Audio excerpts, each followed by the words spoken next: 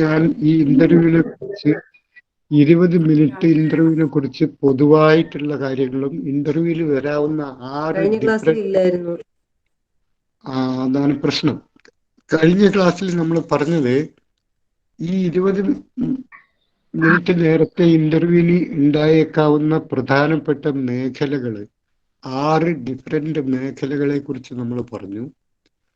ഓരോ മേഖലയിൽ നിന്നും വരാവുന്ന റെപ്രസെൻറ്റേറ്റീവ് ക്വസ്റ്റ്യൻ എടുത്തിട്ട് നമ്മൾ അതിനെ ഡിസ്കസ് ചെയ്തു. സ്വാഭാവികമായിട്ട് വരാവുന്ന പ്രാതിനിധ്യ സ്വഭാവമുള്ള ചോദ്യങ്ങൾ എടുത്തിട്ട് എന്തുകൊണ്ട് അതിൻ്റെ ഉത്തരം ശരിയല്ല, എന്തുകൊണ്ട് ശരി എന്നൊക്കെ നമ്മൾ ഡിസ്കസ് ചെയ്തിരുന്നു കഴിഞ്ഞ ക്ലാസ്സിൽ.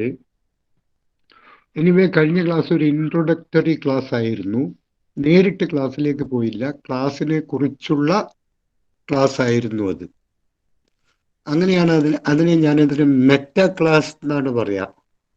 മെറ്റ എന്നുള്ള വാക്ക് കേട്ടിട്ടുണ്ടോ? മെറ്റ കേട്ടിട്ടുണ്ടോ? മെറ്റ എന്നുള്ള വാക്ക്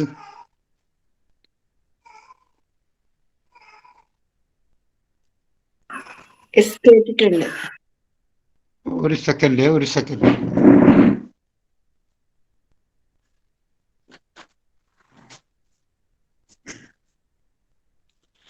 ഞാൻ കഴിഞ്ഞ ക്ലാസ്സിൽ നിങ്ങളോട് പറഞ്ഞിരുന്നു, ഒരു പേനയും പെൻസിലും എടുത്തിട്ട് ഞാൻ പറയുന്ന പ്രധാനപ്പെട്ട വാക്കുകളൊക്കെ എഴുതി വെക്കണം എന്ന് നിങ്ങളോട് പറഞ്ഞിരുന്നു. ഒരു പേനയും പെൻസിലും എടുത്തിട്ട് ഞാൻ പറയുന്ന ഇമ്പോർട്ടൻ്റ് ആയിട്ടുള്ള ടെക്നിക്കലായിട്ടുള്ള സാങ്കേതികമായിട്ടുള്ള വാക്കുകൾ എഴുതിയെടുക്കണം. അപ്പോൾ ഞാൻ പറഞ്ഞിരുന്നു നിങ്ങളോട്, നിങ്ങളുടെ പദസമ്പത്ത് വർദ്ധിപ്പിക്കുക എന്നുള്ളതാണ് ഏറ്റവും പ്രധാനപ്പെട്ട ജോലി. നിങ്ങളുടെ ആശയം, however great may be your ideas, unless you have enough vocabulary to express it, നിങ്ങൾക്ക് യാതൊരു ഗുണവും കിട്ടാൻ വേണ്ടി പോകുന്നില്ല. എത്ര തന്നെ മഹത്തായ ആശയം നിങ്ങളുടെ കയ്യിലുണ്ടെങ്കിലും ആ ആശയം അവതരിപ്പിക്കാനുള്ള വേണ്ടത്ര പദസമ്പത്ത് നിങ്ങളുടെ കയ്യിലുണ്ടാവണം. അതുകൊണ്ട് ഞാൻ കഴിഞ്ഞ ക്ലാസ്സിൽ പറഞ്ഞിരുന്നു, വരാത്തവരൊന്നും കൂടി ശ്രദ്ധിക്കുക. ഒരു പേനയും പെൻസിലും എടുത്തിട്ട് ഞാൻ പറയാൻ പോകുന്ന വാക്കുകൾ നിങ്ങൾ എഴുതിയെടുക്കുക. ഇത് ഞാൻ കഴിഞ്ഞ പ്രാവശ്യം പറഞ്ഞിരുന്നില്ലേ? പറഞ്ഞിരുന്നു. അത് എല്ലാ ക്ലാസ്സിലേക്കും ബാധകമാണ്. ഇനി മുതൽ ഞാൻ പറയില്ല, എല്ലാ ക്ലാസ്സിലേക്കും അത് ബാധകമാണ്. അപ്പൊ എഴുതി വെക്കുക. ഇപ്പൊ ഞാൻ പറഞ്ഞൊരു വാക്കാണ് മെറ്റ. അത് ഞാൻ കഴിഞ്ഞ ക്ലാസ്സിൽ വരാത്ത കുട്ടികളോടായിരുന്നു പറഞ്ഞത്. കഴിഞ്ഞ ക്ലാസ്സിൽ എടുത്തത് ക്ലാസ്സിനെ കുറിച്ചുള്ള ക്ലാസ് ആയിരുന്നു. അതാണ് മെറ്റ ക്ലാസ് എന്ന പേരിൽ അറിയപ്പെടുന്നത്. സോ ദ വേർഡ് മെറ്റ എന്ന് പറഞ്ഞാൽ എന്തിനെ കുറിച്ചാണോ ഉള്ളത് അതിനെക്കുറിച്ച് പറയുന്നതിനെയാണ് മെറ്റ എന്ന് പറയുന്നത്. മെറ്റ കോഗ്നീഷൻ നിങ്ങൾക്ക് എപ്പോഴും പരീക്ഷയ്ക്ക് ചോദിക്കാവുന്ന, ഇന്റർവ്യൂവിന് പോലും ചോദിക്കാവുന്ന ഒരു ചോദ്യമാണ്, എന്താണ് മെറ്റ കോഗ്നീഷൻ? കോഗ്നീഷൻ എന്ന് പറഞ്ഞാൽ ചിന്ത, മെറ്റ കോഗ്നീഷൻ എന്ന് പറഞ്ഞാൽ ചിന്തയെ കുറിച്ചുള്ള ചിന്ത. മെറ്റ ഫിലോസഫർ, ഫിലോസഫിയെ കുറിച്ചുള്ള ഫിലോസഫിയെയാണ് മെറ്റാ ഫിലോസഫി എന്ന് പറയുന്നത്. അപ്പൊ മെറ്റാ ഫിലോസഫി ഉണ്ട്, മെറ്റാ ഫിസിക്സ് ഉണ്ട്, മെറ്റാ കോഗ്നീഷൻ ഉണ്ട്, മെറ്റാ ക്ലാസ് ഉണ്ട്. അപ്പൊ ഞാൻ കഴിഞ്ഞ പ്രാവശ്യം എടുത്തത് ഒരു മെറ്റാ ക്ലാസ് ആയിരുന്നു. അതായത് എങ്ങനെയാണ് ഇന്റർവ്യൂവിനെ നേരിടേണ്ടത് എന്നുള്ളതിനെ കുറിച്ചുള്ള ഒരു ഏകദേശ രൂപവും ഇന്റർവ്യൂവിൽ വരാൻ പോകുന്ന 6 ഡിഫറെന്റ് മേഖലയെ കുറിച്ചുള്ള ചോദ്യങ്ങളുമായിരുന്നു ഞാൻ കഴിഞ്ഞ പ്രാവശ്യം നിങ്ങളോട് പറഞ്ഞത്, അതിന്റെ ഉദാഹരണങ്ങളും. ഇനി ഞാൻ പറയുന്നത് കഴിഞ്ഞ ക്ലാസ് കേൾക്കാത്തവർക്ക് വേണ്ടിയിട്ടാണ്. ഓക്കെ, അപ്പൊ എല്ലാവരും തയ്യാറല്ലേ? ഓക്കെ. അപ്പൊ കഴിഞ്ഞ ക്ലാസ്സിൽ 6 ഡിഫറെന്റ് ഭാഗങ്ങളെ കുറിച്ച് പറഞ്ഞു. അതൊന്ന് എഴുതി വെക്കുക. വീണ്ടും നിങ്ങൾക്ക് എന്തെങ്കിലും വിഷമുണ്ടെങ്കിൽ, ഒന്ന് personal details, personal information, personal attitude. ഒന്നാമത്തെ പേഴ്സണൽ ഡീറ്റെയിൽസ്, ഇൻഫർമേഷൻ, ആറ്റിറ്റ്യൂഡ്. രണ്ടാമത്തത് ടീച്ചിങ് ആപ്റ്റിറ്റ്യൂഡ്. മൂന്നാമത്തത് പൊതുവിദ്യാഭ്യാസം അഥവാ ജനറൽ എഡ്യൂക്കേഷൻ. നാലാമത്തത് ക്ലാസ് ഡിമോൺസ്ട്രേഷൻ. ക്ലാസ് എടുത്ത് കാണിക്കൽ എങ്ങനെയാണ്? അവർ നിങ്ങളൊരു അധ്യാപകനാവാൻ പോകുന്നതല്ലേ, അതുകൊണ്ട് നിങ്ങൾക്ക് ഒരു 5 മിനിറ്റ് ഒരു ക്ലാസ് എടുത്ത് വിശദീകരിക്കാമോ പഠിപ്പിക്കാൻ പോകുന്ന കാര്യം? ചിലപ്പോൾ അവർ തന്നെ വിഷയം തരും നിങ്ങൾക്ക്, ചിലപ്പോൾ നിങ്ങളോട് തന്നെ ഏതെങ്കിലും വിഷയം നിങ്ങൾ തന്നെ തിരഞ്ഞെടുത്ത് പഠിപ്പിക്കാൻ പറയും. അപ്പൊ ഞാൻ പറഞ്ഞു, നിങ്ങൾ ചെറിയ ചെറിയ വിഷയങ്ങൾ നിങ്ങൾ തന്നെ തയ്യാറാക്കി പോകണം പഠിപ്പിക്കാൻ തയ്യാറായിട്ട്. എങ്ങനെയാണ് പഠിപ്പിക്കേണ്ടത്, അതിന് ആദ്യം ചെയ്യേണ്ടത് എന്ത്, അവസാനം ചെയ്യേണ്ടത് എന്ത്, ക്ലാസ് എങ്ങനെ മുന്നോട്ട് കൊണ്ടുപോകണം എന്നുള്ളതിനെ കുറിച്ച് ഡീറ്റെയിൽഡ് ആയിട്ട് പിന്നീട് എടുക്കും. ഇപ്പൊ ഞാൻ അതിനെ കുറിച്ച് പറയുന്നത് മാത്രമേ ഉള്ളൂ. ഓക്കെ, ഇനി അടുത്ത ഒന്നാണ് കറണ്ട് അഫയേഴ്സ്. വളരെ അപ് ടു ഡേറ്റ് ആയിട്ടുള്ള കാര്യങ്ങൾ. ഇന്ന് നടക്കുന്ന ഒളിമ്പിക്സ് ആണെങ്കിൽ, ഇന്നാണ് ഇന്റർവ്യൂ എങ്കിൽ, ഇന്റർവ്യൂ ബോർഡിൽ ഞാൻ ഉണ്ടായിരുന്നുവെങ്കിൽ ഞാൻ ചോദിക്കുന്ന ഒരു ചോദ്യമാണ്, എന്ത്, ടോക്കിയോ ഒളിമ്പിക്സിൽ ഇന്ത്യക്ക് ആദ്യമായി മെഡൽ നേടിത്തന്ന താരത്തിന്റെ പേരെന്താണ്? മീരാബായ് ചാൻ. ഓക്കെ, ഏത് വിഭാഗത്തിലാണ് മെഡൽ നേടിയത് എന്ന് ചോദിച്ചു. Weight lifting. റൈറ്റ്. അല്ലെങ്കിൽ അവർ ഇനി അടുത്ത ഒളിമ്പിക്സ് എവിടെ വെച്ചാണ് നടക്കാൻ വേണ്ടി പോകുന്നത്? ഇങ്ങനെയുള്ള ചോദ്യങ്ങളൊക്കെ ചോദിക്കും. ഫ്രാൻസ് ആണ്. അപ്പൊ കറണ്ട് ആയിട്ടുള്ള ചോദ്യങ്ങളൊക്കെ ചോദിക്കും. കുറച്ചുകൂടി സൗണ്ടിൽ പറയാവോ? ഇത് തന്നെ ഞാൻ ഒരുപാട് സൗണ്ടിലാണ് പറയുന്നത്. സാരില്ല, ഇനിയും കുറച്ച് കൂടുതൽ സൗണ്ടിൽ പറയാം. അപ്പോ കൊറോണയെ കുറിച്ചൊക്കെ എന്തായാലും ചോദ്യങ്ങൾ വരും. നിരന്തരമായിട്ട് ചോദ്യങ്ങൾ വരാൻ ചാൻസ് ഉള്ള ഒരു മേഖലയാണ് കോവിഡ് കറണ്ട് അഫയേഴ്സിൽ. ഒരുപക്ഷെ നിങ്ങൾ ധരിക്കുന്നത് പോലുള്ള ചോദ്യങ്ങളൊന്നും അല്ല ഉണ്ടാവുക. അതും കൂടെ ആലോചിക്കണേ. കാരണം ഞാൻ ബോർഡ് കാണുന്നത് പല വിധത്തിലാണ് ചോദ്യങ്ങളെ. വളരെ ആഴത്തിലുള്ള കാര്യങ്ങൾ ചോദിച്ചു എന്ന് വരും, വളരെ സൂപ്പർഫിഷ്യൽ ആയിട്ടുള്ള കാര്യങ്ങൾ ചോദിച്ചു എന്ന് വരും. അപ്പൊ നിങ്ങൾ എപ്പോഴും പഠിക്കേണ്ടത് പൊതുവായിട്ടുള്ള വിഷയത്തിനെ കുറിച്ച് ആഴത്തിൽ പഠിക്കണം. പൊതുവായിട്ടുള്ള വിഷയത്തെക്കുറിച്ച് ആഴത്തിൽ പഠിക്കണം. ആഴത്തിലുള്ള ഏതെങ്കിലും വിഷയമാണെങ്കിൽ അത് പൊതുവായിട്ടും പഠിക്കണം. ഇപ്പൊ കൊറോണയെ കുറിച്ച് നിങ്ങൾ പൊതുവായി പഠിച്ചാൽ മതി, നിങ്ങളൊരു ഡോക്ടർ അല്ലാത്തത് കൊണ്ട്. പക്ഷെ ഡോക്ടറാണെങ്കിൽ കൊറോണയെ കുറിച്ച് പൊതുവായിട്ട് എന്തെങ്കിലും പഠിച്ചാൽ പോരാ, അദ്ദേഹം കൊറോണയെ കുറിച്ച് ആഴത്തിൽ പഠിച്ചിരിക്കണം. മനസ്സിലായില്ലേ? അപ്പൊ ഒരു വിഷയത്തെക്കുറിച്ച്, പൊതുവായ കാര്യത്തെക്കുറിച്ച് ആഴത്തിലും സവിശേഷമായ കാര്യത്തെക്കുറിച്ച് പൊതുവെയും എല്ലാവർക്കും ധാരണയുണ്ടാവണം. നിങ്ങൾ കോവിഡിന്റെ ഡോക്ടർ ആയാലും ശരി അല്ലെങ്കിലും ശരി, കോവിഡിനെ കുറിച്ചുള്ള പൊതുധാരണ നിങ്ങൾ ഉണ്ടായിരിക്കണം എല്ലാ കാര്യത്തെക്കുറിച്ചും. പിന്നെയോ ആഴത്തിലുള്ള ചില കാര്യങ്ങളെക്കുറിച്ച് പൊതുവായിട്ട് അറിഞ്ഞിരിക്കണം. പൊതുവായ കാര്യം ആഴത്തിൽ അറിഞ്ഞിരിക്കണം. അങ്ങനെയൊക്കെ വരുമ്പോൾ നിങ്ങൾക്ക് എല്ലാ ചോദ്യങ്ങളും ടെസ്റ്റ് ചെയ്യാൻ പറ്റിയെന്ന് വരും. ഉദാഹരണത്തിന് ഞാൻ കോവിഡിനെ കുറിച്ച് ഒരു 10 ചോദ്യം ഓഫ് ദ ഹാൻഡായിട്ട് ഇവിടുന്ന് ചോദിക്കുകയാണ് കറണ്ട് അഫയേഴ്സിൽ. നിങ്ങൾ ഇന്റർവ്യൂ ആണെന്ന് കരുതിക്കോളൂ. നിങ്ങൾ എത്ര പേർക്ക് ഉത്തരം നൽകാൻ സാധിക്കും എന്നാണ് ഞാൻ ചോദിക്കുന്നത്. ഓക്കെ, ചോദിക്കുകയാണ്. കോവിഡ് ആദ്യമായി റിപ്പോർട്ട് ചെയ്തത് എവിടെയാണ് ചോദിച്ചാൽ എല്ലാവരും ഉത്തരം പറയും, നോ പ്രോബ്ലം, അത് വുഹാനാണ്, ചൈനയിലെ വുഹാൻ സിറ്റിയിലാണ്. എല്ലാവരും ഉത്തരം പറയും. കാരണം അത് പൊതുവായിട്ടുള്ള ഒരു ചോദ്യമാണ്, ആഴത്തിലുള്ള ഒരു ചോദ്യം അല്ല. അങ്ങനെ പൊതുവായിട്ടുള്ള ചോദ്യങ്ങൾ കുറെ എണ്ണം ഉണ്ട്. ഉദാഹരണത്തിന് ചൈനക്ക് പുറത്ത് ഏഷ്യൻ രാജ്യത്തിൽ ആദ്യമായി കോവിഡ് റിപ്പോർട്ട് ചെയ്തത് ഏത് രാജ്യത്താണ്? നിങ്ങൾ ഇപ്പൊ ഉത്തരം പറയേണ്ട, മാത്രം മതി. അവസാനം നിങ്ങൾക്ക് മനസ്സിലാവും. ഇപ്പൊ ഉത്തരം പറയേണ്ട, അവസാനം മാത്രം മനസ്സിലാവും നിങ്ങൾക്ക് നിങ്ങൾ എത്രത്തോളം നിലവാരത്തിലാണ് ഇപ്പോൾ ഉള്ളത് എന്ന്. ചോദ്യം നമ്പർ 1, വുഹാനിലാണ് ആദ്യമായിട്ട് കോവിഡ് റിപ്പോർട്ട് ചെയ്തത്. ശരി, എല്ലാവരും പറഞ്ഞു. രണ്ടാമത്തെ ചോദ്യം, കോവിഡ് റിപ്പോർട്ട് ചെയ്തത് ചൈനക്ക് പുറത്ത് ഏഷ്യൻ രാജ്യത്തിൽ ഏത് രാജ്യത്തായിരുന്നു ആദ്യമായിട്ട് കോവിഡ് റിപ്പോർട്ട് ചെയ്തത്? ഇന്ത്യയിൽ കോവിഡ് റിപ്പോർട്ട് ചെയ്തത് എവിടെയാണ്? കേരളത്തിൽ കോവിഡ് ആദ്യമായിട്ട് റിപ്പോർട്ട് ചെയ്തത് എവിടെയാണ്? കേരളത്തിൽ ആദ്യമായിട്ടൊരു കോവിഡ് മരണം റിപ്പോർട്ട് ചെയ്തത് എവിടെയാണ്? കേരളത്തിൽ വൈറോളജി ടെസ്റ്റിനുള്ള ലാബ് സ്ഥിതി ചെയ്യുന്നത് വൈറോളജി ലാബ് സ്ഥിതി ചെയ്യുന്നത് എവിടെയാണ്? റാപ്പിഡ് ആന്റിജൻ ടെസ്റ്റുമായി ബന്ധപ്പെട്ട കിറ്റ് വികസിപ്പിച്ചെടുത്ത കേരളത്തിലെ ശാസ്ത്ര സാങ്കേതിക സ്ഥാപനത്തിന്റെ പേരെന്താണ്?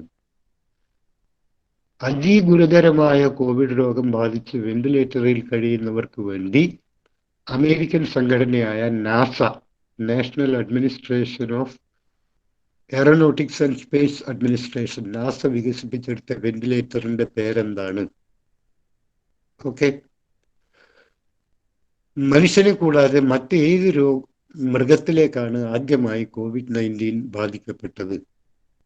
അതൊരു ചോദ്യമായിട്ട് വരാം. ഓക്കെ. കോവിഡ് പോലുള്ള പകർച്ചവ്യാധികൾ തടയുന്നതിന് വേണ്ടി കേരള ഗവൺമെന്റ് കഴിഞ്ഞ കൊല്ലം പാസാക്കിയ ആക്ടിന്റെ പേരെന്താണ്? ഓക്കെ. ആദ്യമായി കോവിഡ് വാക്സിൻ പരീക്ഷിച്ചത് ഏത് മനുഷ്യനിലാണ്? അവരുടെ പേരെന്താണ്? അവരെവിടെയാണ്? ഓക്കെ. കോവിഡ് ബാധിച്ച് അതിനെ പരിചരിക്കുന്നവർക്ക് വേണ്ടിയിട്ട് നേരത്തെ വികസിപ്പിച്ചെടുത്ത വെന്റിലേറ്ററിന്റെ പേരെന്താണ്? ആസ്ട്രാസെനേഷയും അതുപോലെ തന്നെ ഓക്സ്ഫോർഡ് യൂണിവേഴ്സിറ്റിയും കൂടി ചേർന്ന് വികസിപ്പിച്ചെടുത്ത വാക്സിൻ ഇന്ത്യയിൽ ഏത് പേരിലാണ് അറിയപ്പെടുന്നത്? ഇങ്ങനെ ഒരുപാട് ചോദ്യങ്ങൾ നിങ്ങളോട് ചോദിച്ചെന്ന് വരാം. ഇനി പറയൂ, ഈ പറഞ്ഞ ചോദ്യങ്ങളിൽ എത്ര ചോദ്യങ്ങൾക്ക് നിങ്ങൾക്ക് ഉത്തരം അറിയാമായിരുന്നു?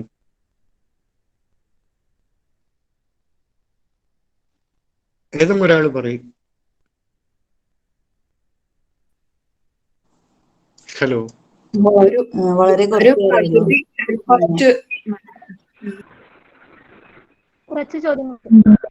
കുറച്ച് എന്ന് പറയുന്നത് തന്നെ ഒരു ഉത്തരല്ല. ഞാൻ ആദ്യമേ പറഞ്ഞു, കുറച്ച്.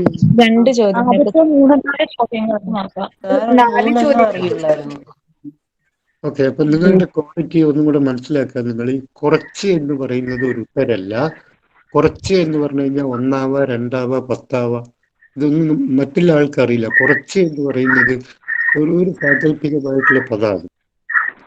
കുറച്ച് നേരത്തെ പോയി എന്ന് പറഞ്ഞാൽ എത്ര നേരത്തെ പോയി എന്ന് അർത്ഥമില്ല. കുറച്ച് നേരമായി വന്നിട്ട് അപ്പോഴും കുറച്ച് എന്ന് പറയുന്നതിനെ കൊണ്ട് നിങ്ങൾ എത്രയാണ് ഉദ്ദേശിക്കുന്നതെന്ന് അർത്ഥമില്ല. ഇപ്പൊ ഞാൻ പറയാണ് എനിക്ക് കുറച്ച് പൈസയുടെ ഷോർട്ട് ഉണ്ട്. പക്ഷെ മുകേഷ് അംബാനി പറയാണ് എനിക്ക് കുറച്ച് പൈസയുടെ ഷോർട്ട് ഉണ്ട്. അപ്പൊ ഈ കുറച്ച് തന്നെയാണ് രണ്ടാളും ഉപയോഗിച്ചത്. ഞാൻ കുറച്ച് എന്ന് ഉപയോഗിച്ചപ്പോൾ 1000 രൂപ എന്നും മുകേഷ് അംബാനി കുറച്ച് എന്ന് പറഞ്ഞപ്പോൾ 1000 കോടി എന്നുമാണ് അർത്ഥം. അല്ലേ? ഒന്നും മനസ്സിലാവുന്നില്ലെന്ന് തോന്നുന്നു. അല്ലേ? ഞാൻ പറഞ്ഞില്ല മറുപടി പറയണമെന്ന്. ഈ കുറച്ച് എന്നുള്ള വാക്ക് സാങ്കേതിക തികവുള്ള വാക്കല്ല. അതുകൊണ്ട് അത്തരം വാക്കുകൾ ഉപയോഗിക്കരുത്. മനസ്സിലായില്ലേ? കൃത്യമായി പറയണം. ഇത്ര എന്ന് കൃത്യമായി പറയണം. അതിനൊക്കെയാണ് ഞാൻ പറഞ്ഞത്, വ്യക്തിത്വ നവീകരണം ഒരുപാട് ആവശ്യമുണ്ട് ക്ലാസ്സിൽ. ഇന്റർവ്യൂവിന് പോകുന്നതായിട്ട് ഞാൻ വീണ്ടും നിങ്ങളോട് പഴയ ഇന്റർവ്യൂവിലേക്ക് എങ്ങനെ ഹാജരാവണം, എങ്ങനെ നിങ്ങളുടെ ബോഡി ലാംഗ്വേജ് എന്തായിരിക്കണം, നിങ്ങളുടെ വെർബൽ മാനറിസം എന്തായിരിക്കണം എന്നുകൂടി എനിക്ക് പറയേണ്ടി വരും. ഉദാഹരണത്തിന്, നിങ്ങളൊരു ഹാളിലേക്ക് കടക്കുന്നതിന് മുമ്പായിട്ട് നിങ്ങൾ ചെയ്യേണ്ട കുറെ മാനറിസംസ് ഉണ്ട്. മാനറിസം എന്ന് പറഞ്ഞാൽ ഒരാൾ എങ്ങനെയാണോ മാനർ ചെയ്യുന്നത്, ബിഹേവ് ചെയ്യുന്നത്, അതിൻ്റെ രീതിയെയാണ് നമ്മൾ മാനറിസം എന്ന് പറയുന്നത്. സുരേഷ് ഗോപിയുടെ ഒരു മാനറിസം ഉണ്ട്, മമ്മൂട്ടിയുടെ ഒരു മാനറിസം ഉണ്ട്, മോഹൻലാലിന്റെ ഒരു മാനറിസം ഉണ്ട്. അപ്പൊ മാനറിസം നിങ്ങൾ വളരെയധികം ശ്രദ്ധിക്കണം. ക്ലാസ് ഇന്റർവ്യൂ ഹാളിലേക്ക് നിങ്ങൾ ഓപ്പൺ ചെയ്ത് പോവുകയാണെങ്കിൽ പുറത്തുനിന്ന് ഹാളിൽ നിൽക്കുന്നവര് നിങ്ങളോട് പറയും, നിങ്ങളുടെ റോൾ നമ്പർ വിളിച്ച് നിങ്ങൾക്ക് പോകാമെന്ന് പറയും. അങ്ങനെ പറഞ്ഞാൽ തന്നെ നിങ്ങൾ ഉടനടി ഡോറ് തുറന്ന് ഹാളിലേക്ക് പോകരുത്. മനസ്സിലായില്ലേ? ഡോറ് ഒന്ന് നോക്ക് ചെയ്തതിന് ശേഷം ഒരു 10 സെക്കൻഡ് കഴിഞ്ഞ് ഡോറിന്റെ ഉള്ളിൽ ഇരിക്കുന്ന മുറിയിൽ ഇരിക്കുന്ന ആളുടെ അനുവാദം കിട്ടിയതിന് ശേഷമേ പോകാവൂ. ഞാൻ പറയുന്നത്, നിങ്ങൾ പുറമെ വരാന്തയിൽ ഇരിക്കുകയാണ്, അപ്പൊ PSCയുടെ ആള് നിങ്ങളുടെ റോൾ നമ്പർ വിളിച്ചു, നിങ്ങൾക്ക് പോകാം എന്ന് പറഞ്ഞു. അങ്ങനെ പറഞ്ഞാൽ പോലും നിങ്ങൾ നേരിട്ട് റൂമിന്റെ ഉള്ളിലേക്ക് പോകരുത്. റൂം അടഞ്ഞു കിടക്കുകയാണ്. റൂമിന്റെ ഉള്ളിൽ പല ആൾക്കാരുണ്ടാവും ബോർഡില്. അവർ എന്തെങ്കിലും ജോലിയിൽ ഏർപ്പെട്ടവരായിരിക്കും. അപ്പൊ അവരുടെ അനുവാദം ചോദിച്ചു വേണം റൂമിന്റെ ഉള്ളിലേക്ക് പോകേണ്ടത്. അതൊരു ബിഹേവിയറിന്റെ മാനറിസമാണ്. അത് ഞാൻ അന്ന് പറഞ്ഞതുപോലെ ഒരു കമ്മ്യൂണിക്കേഷന്റെ ഒരു പ്രോട്ടോകോളാണ്, ഒരു ബിഹേവിയർ പ്രോട്ടോകോളാണ്. നിങ്ങൾ 2 നോക്ക് ചെയ്തിട്ടും ഡോർ തുറന്നില്ലെങ്കിൽ you can wait for another 15 seconds. ഒരു 15 സെക്കൻഡ് കൂടി വെയിറ്റ് ചെയ്യുക. എന്നിട്ട് നിങ്ങൾക്ക് 3 പ്രാവശ്യം ഡോർ നോക്ക് ചെയ്യാം. എന്നിട്ട് അവർ തുറക്കുന്നില്ലെങ്കിലും നിങ്ങൾക്ക് പാതി ഡോർ തുറന്നതിന് ശേഷം അവരെ വിഷ് ചെയ്തിട്ട് സർ മേ കമിൻ സർ എന്ന് വയ്ക്കാം. അല്ലാതെ മുഴുവനായും ഡോർ തുറന്നിട്ടല്ല ചോദിക്കേണ്ടത്. എപ്പോഴും ഒരാളുടെ അടുത്തേക്ക് പോകുമ്പോൾ അവരുടെ സമ്മതം വാങ്ങിയിട്ട് പോകണം, അല്ലാതെ കയറി ചെല്ലരുത്. അത് ശരിയായ ഒരു വൈകാരിക ബുദ്ധിയല്ല. ഇതൊക്കെ ഞാൻ പറയാൻ കാരണം നിങ്ങൾ കുറച്ച് ചോദ്യത്തിന്റെ അറിയാം എന്ന് പറഞ്ഞത് കൊണ്ടാണ്. ഈ കുറച്ച് ചോദ്യം എന്നുള്ളത് ശരിയായ ഉത്തരമല്ല. കൃത്യമായ ഉത്തരം പറയണം. ഇത്ര എണ്ണത്തിന്റെ അറിയാം, ഇത്ര എണ്ണത്തിന്റെ അറിയില്ല എന്ന് പറയണം. അപ്പോൾ മാത്രമേ അതിന് സാങ്കേതിക തികവുണ്ടാവുന്നുള്ളൂ. പരീക്ഷയ്ക്ക് നിങ്ങളുടെ ബുദ്ധി അളക്കാനുള്ള പലതരത്തിലുള്ള ചോദ്യങ്ങൾ വരും. അപ്പൊ ഞാൻ ഇന്നലെ പറഞ്ഞ പോലെ അവിടെ പോകുമ്പോൾ തന്നെ അവരോട് പറയണം, ഒന്നുകിൽ രാവിലെ ആണെങ്കിൽ ഗുഡ് മോർണിംഗ് സർ എന്ന് പറയാം, വൈകുന്നേരങ്ങളാണെങ്കിൽ ഗുഡ് ഈവനിങ് സർ എന്ന് പറയാം. സുപ്രഭാതം പോലുള്ള വാക്കുകൾ ഉപയോഗിക്കരുതെന്ന് ഞാൻ പറഞ്ഞു. നിങ്ങൾക്ക് ഇരിക്കാൻ അവിടെ ഒരു കസേര ഇട്ട് തന്നിട്ടുണ്ടാവും. ആ കസേര നിങ്ങൾക്ക് ഇരിക്കാൻ പാകത്തിന് തന്നെയാണ് ഇട്ടത്. അപ്പൊ നിങ്ങൾ ഇരിക്കുമ്പോൾ കസേര വലിച്ച് ശബ്ദം ഉണ്ടാക്കിയിട്ട് ഇരിക്കേണ്ട കാര്യമൊന്നുമില്ല. ഇരിക്കുമ്പോൾ ഉണ്ടാവുന്ന മാനറിസം, ബോഡി മാനറിസം ശ്രദ്ധിക്കണം. കോൺഫിഡൻ്റ് ആയിട്ട് ഇരിക്കാൻ നോക്കണം. ഒരു കസേര വളരെ ചായ്വുള്ള കസേരയാണെങ്കിൽ പെർപെൻഡിക്കുലർ ആയിട്ട് ഇരിക്കാൻ നോക്കണം. അപ്പൊ ഈ കസേരക്ക് ഒരുപാട് ചായ്വുണ്ട്, അതുകൊണ്ട് ഞാൻ ഇങ്ങനെ ഇരിക്കുന്നതിൽ അർത്ഥമില്ല. അങ്ങനെ ഇരുന്നു കഴിഞ്ഞാൽ ഞാൻ ലേസിയാണ്, മടിയനാണ്, കാര്യങ്ങളെ ലാഘവത്തോടു കൂടി കാണുന്ന ആളാണ് എന്നൊക്കെയാണ് അതിൻ്റെ അർത്ഥം. ചിലപ്പോൾ ബോർഡിനോടുള്ള നിങ്ങളുടെ അമിത വിധേയത്വം കാരണം കസേരയിൽ നിന്ന് മുന്നോട്ട് മാറി ഇങ്ങനെ പകുതി മാത്രം ഇരുന്നിട്ട് ബോർഡിന്റെ അടുത്തോട്ട് നീങ്ങുന്ന ഒരു സ്വഭാവം നിങ്ങൾക്ക് ഉണ്ടാവാം. പേടി കൊണ്ടാണത്, വിധേയത്വം കൊണ്ടാണ്. അതും പാടില്ല. ഒരു കസേര എത്ര അളവാണോ നിങ്ങൾക്ക് തരുന്നത്, ചെരിവാണോ തരുന്നത്, അതുപോലെ ഇരിക്കുക, അത്രമാത്രം. ഇരിക്കുമ്പോൾ ആത്മവിശ്വാസം തുളുമ്പണം. കൈ ഇങ്ങനെ പിണച്ചു വെച്ച് ബോർഡിന്റെ മുമ്പാകെ ഇരിക്കരുത്. ഇങ്ങനെ കൈ പിണച്ചു വെച്ചിരിക്കുക എന്ന് വെച്ച് കഴിഞ്ഞാൽ അർത്ഥം നിങ്ങളുടെ മനസ്സിൽ സങ്കീർണമായ പരസ്പര വിരുദ്ധമായ ഒരുപാട് വികാരങ്ങളുടെ കയറ്റം നടക്കുന്നുണ്ട് എന്നാണ്. അതുകൊണ്ടാണ് ഇങ്ങനെ ആക്കുക, ഇങ്ങനെ ആക്കുക. ഇതൊക്കെ വികാരങ്ങളുടെ പിരിമുറുക്കത്തിന്റെ ലക്ഷണമാണ്. കൈ അവിടെ ഇങ്ങനെ വെച്ചാൽ മതി, 2 കൈയും വേറെ വേറെ ആയിട്ട് ഇങ്ങനെ വെച്ചാൽ മതി. ഇതൊക്കെ വളരെ ശ്രദ്ധിക്കേണ്ട കാര്യമാണ്. ബോർഡ് എന്തെങ്കിലും ചോദിച്ചു കഴിഞ്ഞാൽ നേരിട്ട് അതിന് ഒറ്റ വാക്കിൽ ഉത്തരം പറയരുത്. ഞാൻ കഴിഞ്ഞ ക്ലാസ്സിൽ പറഞ്ഞു, എവിടുന്നാ വരുന്നത്? നീലേശ്വരം. ഇതൊന്നും പറയരുതെന്ന് ഞാൻ പറയാനുള്ള കാരണം, നിങ്ങൾ വരുന്ന സ്ഥലത്തിന്റെ പേര് ഞാൻ കഴിഞ്ഞ പ്രാവശ്യം പറഞ്ഞു. മാവൂരിൽ നിന്നാണ് വരുന്നത്, മങ്കൊമ്പിൽ നിന്നാണ് വരുന്നത്, കണ്ണമ്മൂലയിൽ നിന്നാണ് വരുന്നത്, പിലിക്കൂട് നിന്നാണ്, മാധവങ്ങളിൽ നിന്നാണ്, മാവൂരിൽ നിന്നാണ്. ഇങ്ങനെയൊക്കെ പറഞ്ഞു കഴിഞ്ഞാൽ ബോർഡിന് ഇതൊന്നും അറിയണമെന്നില്ല. ബോർഡ് ഇതൊക്കെ ചെറിയ ചെറിയ സ്ഥലങ്ങളാണ്. അപ്പൊ നിങ്ങൾ പറയുന്നത് ഞാൻ കാസർഗോഡ് ജില്ലയിലെ നീലേശ്വരത്തിൽ നിന്നാണ് വരുന്നത്. കാരണം നീലേശ്വരം എന്നുള്ളത് ഒരുപാട് ജില്ലകളിൽ ആ പേരുകളിൽ സ്ഥലമുണ്ട്. അതുകൊണ്ട് നീലേശ്വരം എന്നുള്ളത് ഒരു സ്പെസിഫിക് ആയിട്ടുള്ള പേരല്ല. ഞാൻ കാസർഗോഡ് നിന്നാണ് വരുന്നത് എന്ന് പറഞ്ഞാലും അത് തെറ്റാണ്. കാസർഗോഡ് എന്ന് പറഞ്ഞിട്ട് ഒരു പ്രത്യേക പ്രദേശമല്ല, അതൊരു വ്യാപകമായ ഒരു പ്രദേശമാണ്. ഞാൻ വയനാട്ടിൽ നിന്നാണ് വരുന്നതെന്ന് പറയരുത്. ഞാൻ വയനാട് ജില്ലയിലെ കൽപ്പറ്റയിൽ നിന്നാണ് വരുന്നതെന്ന് പറയണം. ഞാൻ കുട്ടനാട് എന്നാണ് വരുന്നത് എന്ന് പറഞ്ഞാൽ തെറ്റാണ്. കുട്ടനാട് എന്ന് പറയുന്ന ഒരു പ്രദേശമില്ല, ഒരു വലിയ ഏരിയക്ക് പറയുന്ന പേരാണ് കുട്ടനാട്. സോ ഞാൻ കുട്ടനാടിലെ തകഴിയിൽ നിന്നാണ് വരുന്നത്, അല്ലെങ്കിൽ കൈനികരയിൽ നിന്നാണ് വരുന്നത്. ഞാൻ ഇടുക്കിയിൽ നിന്നാണ് വരുന്നത് എന്ന് പറയരുത്. ഞാൻ ഇടുക്കിയിലെ ഉടുമ്പൻചോലയിൽ നിന്നാണ് വരുന്നത്, അല്ലെങ്കിൽ ഞാൻ ഇടുക്കിയിലെ പൈനാവിൽ നിന്നാണ് വരുന്നത്. ഇങ്ങനെ സ്പെസിഫിക് ആയിട്ട് പറയാൻ പഠിക്കണം എന്ന് ഞാൻ കഴിഞ്ഞ ക്ലാസ്സിൽ പറഞ്ഞു. ജനറൽ ആയിട്ടുള്ള ഉത്തരങ്ങൾ കൊടുക്കരുത്. എല്ലാ ഉത്തരങ്ങളും എങ്ങനെയായിരിക്കണം? പറയൂ. സ്പെസിഫിക് ആവണം. അതിന് ഞാൻ അന്ന് പറഞ്ഞ ഒരു ഉദാഹരണം നിങ്ങളോട് പറയാണ്. നിങ്ങൾ പാരസെറ്റാമോൾ എന്ന് പറയുന്നതിന് പകരം പാരസെറ്റാമോൾ പോലെ തന്നെ കണ്ടന്റ് ഉള്ള സാധനമാണ് കാൽപോള് അല്ലെങ്കിൽ ഡോളോ. നിങ്ങൾ ഡോളോ എന്ന് പറയുമ്പോഴും കാൽപോൾ എന്ന് പറയുമ്പോഴും നിങ്ങളുടെ വാക്കിന് ഒരു മൂല്യവർദ്ധനവ് ഉണ്ടാവുന്നുണ്ട്. ഇൻസ്റ്റന്റ് പാരസെറ്റാമോൾ എല്ലാവരും പറയുന്ന വാക്കാണ്. അപ്പൊ എല്ലാവരും ഉപയോഗിക്കുന്ന കാര്യം തന്നെ നമ്മൾ ഉപയോഗിച്ചു കഴിഞ്ഞാൽ നമ്മൾ വ്യത്യസ്തനാവുന്നില്ല, നമുക്ക് മാർക്ക് കൂടുതൽ കിട്ടുന്നില്ല. ഇതാണ് ഞാൻ അന്നൊക്കെ പറഞ്ഞ കാര്യങ്ങൾ. ഇനി നമ്മൾ ഈ COVID-19 കുറിച്ച് പറഞ്ഞ കുറേ കാര്യങ്ങളെ കുറിച്ച് പറയാം. കോവിഡ് ആദ്യം റിപ്പോർട്ട് ചെയ്ത് വുഹാനിൽ തന്നെയാണ്, ചൈനയിൽ. നമുക്കറിയാവുന്നതാണ്. ചൈനക്ക് പുറത്ത് കോവിഡ് റിപ്പോർട്ട് ചെയ്ത ആദ്യ രാജ്യം തായ്ലാൻഡ് അല്ല, ഫിലിപ്പൈൻസ് ആണ്.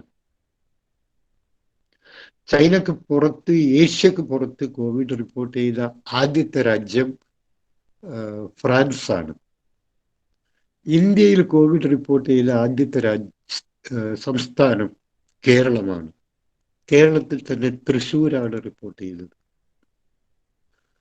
കേരളത്തിൽ ആദ്യ കോവിഡ് മരണം റിപ്പോർട്ട് ചെയ്തത് എറണാകുളം ജില്ലയിലാണ്. കേരളത്തിൽ പകർച്ചവ്യാധി നിരോധന നിയമം, എപ്പിഡമിക്സ് ഡിസീസസ് കൺട്രോൾ ആക്ട് കൊണ്ടുവന്നത് ഈ കഴിഞ്ഞ കൊല്ലമാണ്, പകർച്ചവ്യാധി നിരോധിക്കാൻ വേണ്ടിയിട്ട്.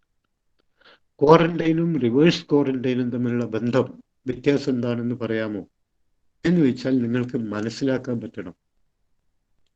ആരെങ്കിലും ഒരാൾ എന്നോട് പറയൂ, ക്വാറന്റൈനും റിവേഴ്സ് ക്വാറന്റൈനും തമ്മിലുള്ള വ്യത്യാസം പറയൂ.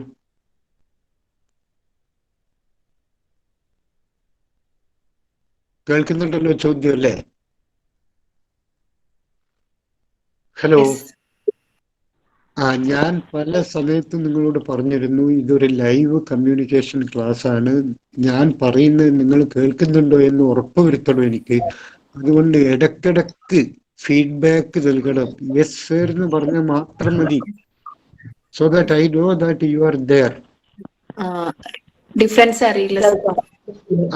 അപ്പൊ അതാണ് ഞാൻ പറഞ്ഞത്. നിങ്ങൾ ഇന്റർവ്യൂ ബോർഡിൽ ഇരിക്കുമ്പോഴും നിങ്ങൾ ബോർഡിലെ ആള് സംസാരിക്കുമ്പോഴും ഇടയ്ക്കൊരു കൺഫർമേഷൻ കൊടുക്കണം.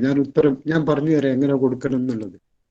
ഇപ്പൊ ബോർഡ് നിങ്ങളുടെ ബയോഡാറ്റ വെച്ച് പറയാണ്, ഓക്കെ, നിങ്ങളുടെ പേര് ശ്രീലക്ഷ്മി. അപ്പൊ നിങ്ങൾ പറയണം അതെ സാർ. നിങ്ങളോടൊന്നും ചോദിക്കുന്നില്ല ബോർഡ് നിങ്ങളുടെ ബയോഡാറ്റ വെച്ച് വായിക്കുകയാണ്, നിങ്ങളുടെ പേര് ശ്രീലക്ഷ്മി, നിങ്ങൾ കാസർഗോഡ് നിന്ന് വരുന്നു, ശരി എന്ന് പറയുമ്പോൾ നിങ്ങളോട് ചോദിക്കാതെ തന്നെ അങ്ങോട്ട് ഫീഡ്ബാക്ക് നൽകണം. അതെ സർ, ശ്രീലക്ഷ്മി. അതൊരു കൺഫർമേഷനാണ്. അതിനാണ് കമ്മ്യൂണിക്കേഷൻ ലാംഗ്വേജിൽ ഫീഡ്ബാക്ക് എന്ന് പറയുന്നത്. ഈ ഫീഡ്ബാക്ക് ഇല്ലെങ്കിൽ കമ്മ്യൂണിക്കേഷൻ നടന്നു എന്ന് ഉറപ്പുവരുത്താൻ വേണ്ടി പറ്റൂല. ഇങ്ങനെയൊക്കെയുള്ള രീതികൾ നിങ്ങൾ ശീലിക്കണം ഇന്റർവ്യൂവിൽ. അപ്പോഴാണ് മാർക്ക് കിട്ടുക, അപ്പോഴാണ് ഇന്റർവ്യൂ ലൈവ് ആവുക, നിങ്ങൾ എനർജറ്റിക് ആവുക. അവരെ ചോദിക്കാതെ തന്നെ നിങ്ങളൊരു മറുപടി പറഞ്ഞു എന്ന് വെച്ചോ, അപ്പോൾ തന്നെ നിങ്ങളുടെ കോൺഫിഡൻസ് വർദ്ധിച്ചു.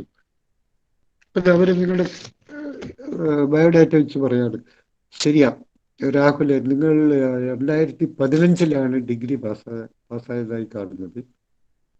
പക്ഷെ ഒരു വിഷയം നിങ്ങൾ എഴുതിയെടുത്ത് 2016 എന്ത് സംഭവിച്ചു എന്ന് പറയുമ്പോൾ രാഹുൽ ഒന്നും മിണ്ടാതിരുന്നു കഴിഞ്ഞാൽ മാർക്ക് പോയില്ലേ?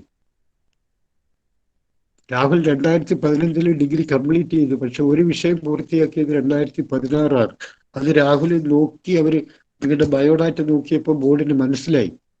അപ്പൊ രാഹുൽ ഷുഡ് ഡിഫെൻഡ് ഇറ്റ്. എങ്ങനെ ഡിഫെൻഡ് ചെയ്യണം? ക്രിയേറ്റീവ്ലി ഡിഫെൻഡ് ചെയ്യണം. അതെ സർ, ഞാൻ 2015 തന്നെയാണ് ഡിഗ്രി പൂർത്തിയാക്കിയത്. പക്ഷെ ഒരു വിഷയത്തിൽ എനിക്ക് ചെറിയ ആശയവ്യക്തത കുറവുണ്ടായിരുന്നു. ആ ക്വസ്റ്റ്യൻ, ആ പരീക്ഷ എഴുതിയാൽ മാർക്ക് കുറയുമോ എന്നുള്ളൊരു പേടി ഉണ്ടായിരുന്നു സർ എനിക്ക്. അതുകൊണ്ട് ആ വിഷയം മാത്രം അടുത്ത വർഷത്തേക്ക് മാറ്റിവെക്കാനായിരുന്നു ഞാൻ ഉദ്ദേശിച്ചത്. പിന്നീട് ആലോചിച്ചപ്പോഴാണ് എനിക്ക് തോന്നിയത്, ഏതായാലും അടുത്ത വർഷം ഞാൻ മികച്ച രീതിയിൽ പഠിച്ചെഴുതണം ആ പരീക്ഷ. പക്ഷേ ഈ വർഷം അത് എഴുതിയിട്ട് ഒരു പരിശീലനമായിക്കോട്ടെ, ഈ വർഷത്തെ ചോദ്യം കൂടി ഒന്ന് എഴുതി ശീലിക്കാം എന്നുള്ളത് കൊണ്ടാണ് ഈ വർഷം ഞാൻ ആ പരീക്ഷ എഴുതിയത്.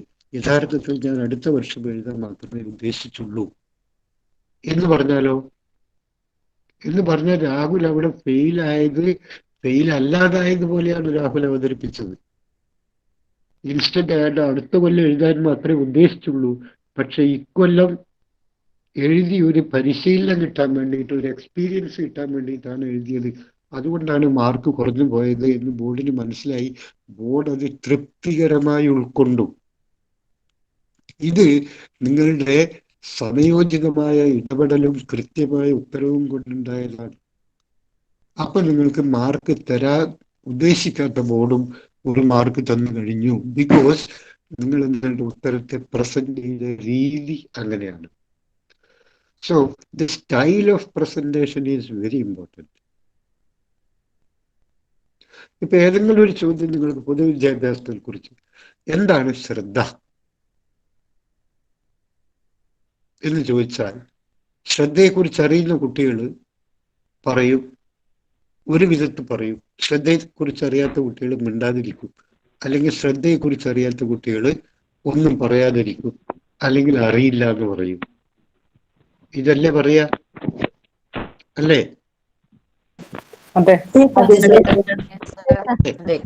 ശ്രദ്ധ എന്നുള്ളത് ശ്രദ്ധ എന്നുള്ള പ്രശ്നത്തെ കുറിച്ച് അറിയുന്ന കുട്ടികളും അറിയാത്ത കുട്ടികളും ഈ ഉത്തരത്തെ എങ്ങനെ അവതരിപ്പിക്കണം എന്ന് ഞാൻ പറഞ്ഞുതരാം. ആദ്യം ശ്രദ്ധ എന്താണെന്ന് കേട്ടിട്ടുണ്ടോ? അത് പറയൂ. മറ്റേ ശ്രദ്ധ എന്ന് പറയുന്ന പ്രോഗ്രാം കേട്ടിട്ടുണ്ട്. അതായത് നമ്മൾ 1 മുതൽ 10 വരെ കുട്ടികൾക്ക്, പഠന പിന്നോക്കാവസ്ഥ നേരിടുന്ന കുട്ടികൾക്ക് അത് തരണം ചെയ്യാൻ വേണ്ടിയിട്ട് പ്രത്യേക പഠന അറ്റൻഷൻ നൽകുന്നതിന് വേണ്ടി ഉണ്ടാക്കിയ ഒരു സ്കീമാണ് ശ്രദ്ധ. കൂടുതൽ ശ്രദ്ധിക്കാൻ വേണ്ടിയിട്ട്. അപ്പൊ പഠന പിന്നോക്കാവസ്ഥ നേരിടുന്ന കുട്ടികൾക്ക് പഠനത്തിൽ മികവ് പുലർത്താൻ വേണ്ടി നൽകുന്ന അധിക സഹായത്തെയാണ്, അതിനുള്ള ഒരു പദ്ധതിയുടെ പേരാണ് ശ്രദ്ധ എന്ന് നിങ്ങൾക്കറിയാം. അറിയുന്ന കുട്ടികളാണെങ്കിൽ അതിന് ഉത്തരം നൽകേണ്ടത് എന്താണ് ശ്രദ്ധ എന്ന് ചോദിച്ചാൽ, പഠന പിന്നോക്കാവസ്ഥയുള്ള കുട്ടികൾക്ക് പഠന മികവ് നേടാൻ വേണ്ടി നൽകുന്ന അധിക സഹായം. ഇങ്ങനെയല്ല പറയേണ്ടത്. ഇങ്ങനെ പറഞ്ഞാല് നിങ്ങൾ പറഞ്ഞ ഉത്തരം ശരിയാണ്, പക്ഷെ മാർക്ക് കിട്ടില്ല. ഈ പറച്ചലിൽ ഒരു തകരാറുണ്ട്. അത് നിങ്ങൾ മറ്റുള്ളവരെ മാനിക്കുന്നില്ല എന്നുള്ളതാണ് അതിൻ്റെ അർത്ഥം. നിങ്ങൾ സംവദിക്കുന്ന ആളോട് തുല്യ പരിഗണന നൽകുന്നില്ല എന്നാണ് അർത്ഥം. പകരം ആ ചോദ്യത്തിന് എങ്ങനെ ഉത്തരം നൽകണം? സർ, നല്ലൊരു ചോദ്യമാണത്. ഞാൻ ശ്രദ്ധയെക്കുറിച്ച് കേട്ടിട്ടുമുണ്ട് ഒരുപാട്. അതിനെക്കുറിച്ച് മനസ്സിലാക്കാനും ശ്രമിച്ചിട്ടുണ്ട്. സർ, നമുക്കറിയാമല്ലോ, നമ്മളുടെ കോവിഡ് പഠനകാലത്ത് ഓൺലൈൻ വിദ്യാഭ്യാസം ആയതുകൊണ്ട് തന്നെ പ്രത്യേകിച്ചും ഇപ്പോഴ് പഠനത്തിൽ പലരും പിന്നോട്ട് പോകുന്നുണ്ട്, നേരിട്ടുള്ള വിദ്യാഭ്യാസം ഇല്ലാത്തതിനാൽ. അതുകൊണ്ട് തന്നെ പഠന മികവ് പുലർത്തുന്ന, അതിൽ പിന്നാക്കം നിൽക്കുന്ന കുട്ടികൾക്ക് മറ്റു പല വിധത്തിലുള്ള പഠന സഹായങ്ങൾ നൽകേണ്ടി വരേണ്ടത് വളരെ അത്യാവശ്യമാണ്. അതുകൊണ്ട് പഠന പിന്നോക്കാവസ്ഥ നിൽക്കുന്ന കുട്ടികൾക്ക് പഠന പുരോഗതി ഉറപ്പിക്കാൻ വേണ്ടി വരുത്തുന്ന അധിക സഹായത്തെയാണ് ശ്രദ്ധ എന്ന പേരിൽ കേരള സർക്കാർ നടപ്പിലാക്കിക്കൊണ്ടിരിക്കുന്നത് എന്നാണ് പറയേണ്ടത്. സോറി, അല്ലാതെ ആദ്യം പറഞ്ഞ പോലെയല്ല. മനസ്സിലായോ? ആദ്യം പറഞ്ഞത് ശരിയാണെങ്കിലും നേരിട്ട് നിങ്ങൾ ഒരു ഉത്തരം അങ്ങ് പറഞ്ഞു കൊടുക്കുകയാണ്. നിങ്ങൾ ചോദിക്കുന്ന ആളെ ബഹുമാനിക്കുന്ന പോലുമില്ല. ചോദിക്കുന്ന ആളെ കൺസിഡർ ചെയ്യുന്നുമില്ല. പക്ഷെ ആദ്യത്തെ 2 വരി ഞാൻ പറഞ്ഞതിൽ കൂടി നിങ്ങൾ ചോദ്യകർത്താവിനെ ബഹുമാനിക്കും അംഗീകരിക്കുകയൊക്കെ ചെയ്തു. എന്ത് സർ, ശ്രദ്ധയെക്കുറിച്ചുള്ള അങ്ങയുടെ ചോദ്യം എനിക്ക് വളരെയധികം ഇഷ്ടപ്പെട്ടു. ശ്രദ്ധ ഒരു മികച്ച ഒരു ക്യാമ്പയിനിങ് പ്രോഗ്രാമാണ്. ഇതിനെക്കുറിച്ച് ഞാൻ വായിച്ചിട്ടുമുണ്ട്, പഠിച്ചിട്ടുമുണ്ട്. നമ്മുടെ കോവിഡ്, പ്രത്യേകിച്ച് ശ്രദ്ധ കോവിഡിന് മുമ്പേ ഉണ്ട്. പക്ഷെ എങ്കിലും കോവിഡ് കാലത്ത് നമ്മുടെ വിദ്യാഭ്യാസത്തിൽ പിന്നോക്കം നിൽക്കുന്ന പല കുട്ടികളും ഉണ്ട്. അതിന് പല കാരണങ്ങളും ഉണ്ട്. അപ്പൊ പഠനം മികവ് പുലർത്താൻ വേണ്ടിയിട്ട് അവർക്ക് സഹായകരമാവുന്ന വിധത്തിലുള്ള ഒരു പദ്ധതി പ്രവർത്തനമാണ് ശ്രദ്ധ. വളരെ ഫലവത്തായ രീതിയിൽ അത് കേരളത്തിൽ ഇപ്പോൾ പ്രായോഗികമായി നടപ്പിലാക്കി വരുന്നുണ്ട് എന്ന് പറഞ്ഞാൽ മാർക്ക് കിട്ടും. അങ്ങനെയാണ് മാർക്ക് പറയേണ്ട രീതി. അങ്ങനെയാണ് നമ്മൾ വെർബലായിട്ടുള്ള മാനറിസം എന്ന് പറയുന്നത്. നേരത്തെ നമ്മൾ ബോഡി മാനറിസത്തെ കുറിച്ച് കണ്ടു. ഇത് പറയുന്നത് വെർബൽ മാനറിസം. എല്ലാവരും കൂടെ പറയൂ.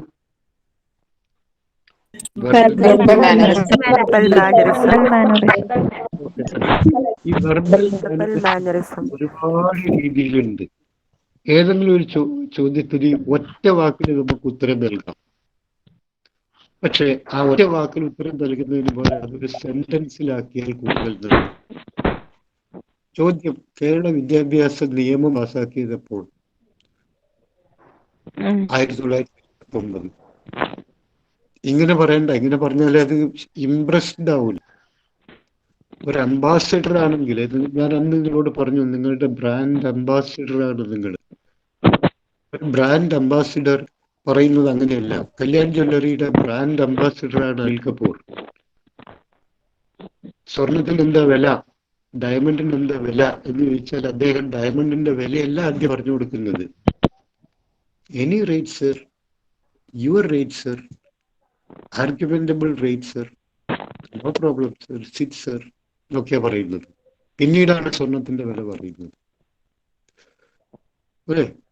പേശാവുന്ന വിലയാണ്, ആർഗ്യുമെന്റബിൾ റേറ്റ്സ് ആണ്.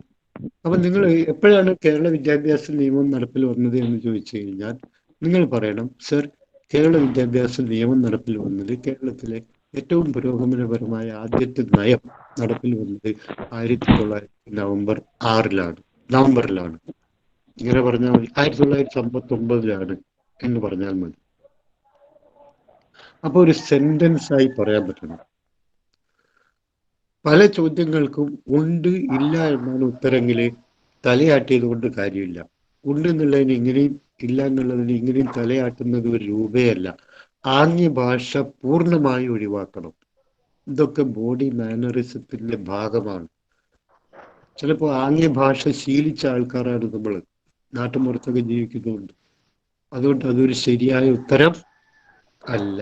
ഒന്നുകിൽ ഉണ്ട് അല്ലെങ്കിൽ ഇല്ല, അങ്ങനെ തന്നെ പറയണം. അത് ഏത് ചോദ്യത്തിന് ഉത്തരമായാലും. കഴിഞ്ഞ ഇന്റർവ്യൂവിൽ ചോദിച്ചൊരു ചോദ്യം ഇതായിരുന്നു: ശാസ്ത്ര സാഹിത്യ പരിഷത്ത് നിലവിൽ വന്നത് ഏത് വർഷമാണ്? കഴിഞ്ഞ UP LP ഇന്റർവ്യൂവിൽ വന്ന ചോദ്യങ്ങൾ പലതും പൊതുവിദ്യാഭ്യാസത്തിലെ വളരെ പഴകിയ ചോദ്യങ്ങളായിരുന്നു. പഴയ ചോദ്യങ്ങൾ. അത് എനിക്ക് ഓർമ്മയുണ്ട്. ചോദ്യങ്ങൾ ശാസ്ത്ര സാഹിത്യ പരിഷത്തിനെ കുറിച്ച് ചോദിച്ചിരുന്നു. അതുപോലെ തന്നെ പിന്നെ നമ്മുടെ കാൻഫെഡിനെ കുറിച്ച് ചോദിച്ചിരുന്നു. കാൻഫെഡ്, ശാസ്ത്ര സാഹിത്യ പരിഷത്ത്, DPEP പദ്ധതിയെ കുറിച്ച് ചോദിച്ചിരുന്നു. അപ്പൊ അതൊക്കെ വളരെ വളരെ പഴയ പദ്ധതിയാണ്. ശാസ്ത്ര സാഹിത്യ പദ്ധതി രൂപം കൊണ്ടത് 1962 നിങ്ങളൊക്കെ ജനിക്കുന്നതിന് 10-30 കൊല്ലം മുമ്പാണ്. അതിനെക്കുറിച്ചൊന്നും ഇപ്പൊ ചോദിക്കേണ്ട ഒരു കാര്യം ഉണ്ടായിരുന്നില്ല. ഒരുപക്ഷെ നമ്മളെ ബോർഡിലെ മെമ്പർമാരെ കൂടി ആശ്രയിച്ചിരിക്കും. അവർ അപ് ടു ഡേറ്റ് അല്ലെങ്കിൽ അവർ പഴയ കാര്യങ്ങൾ ചോദിക്കും.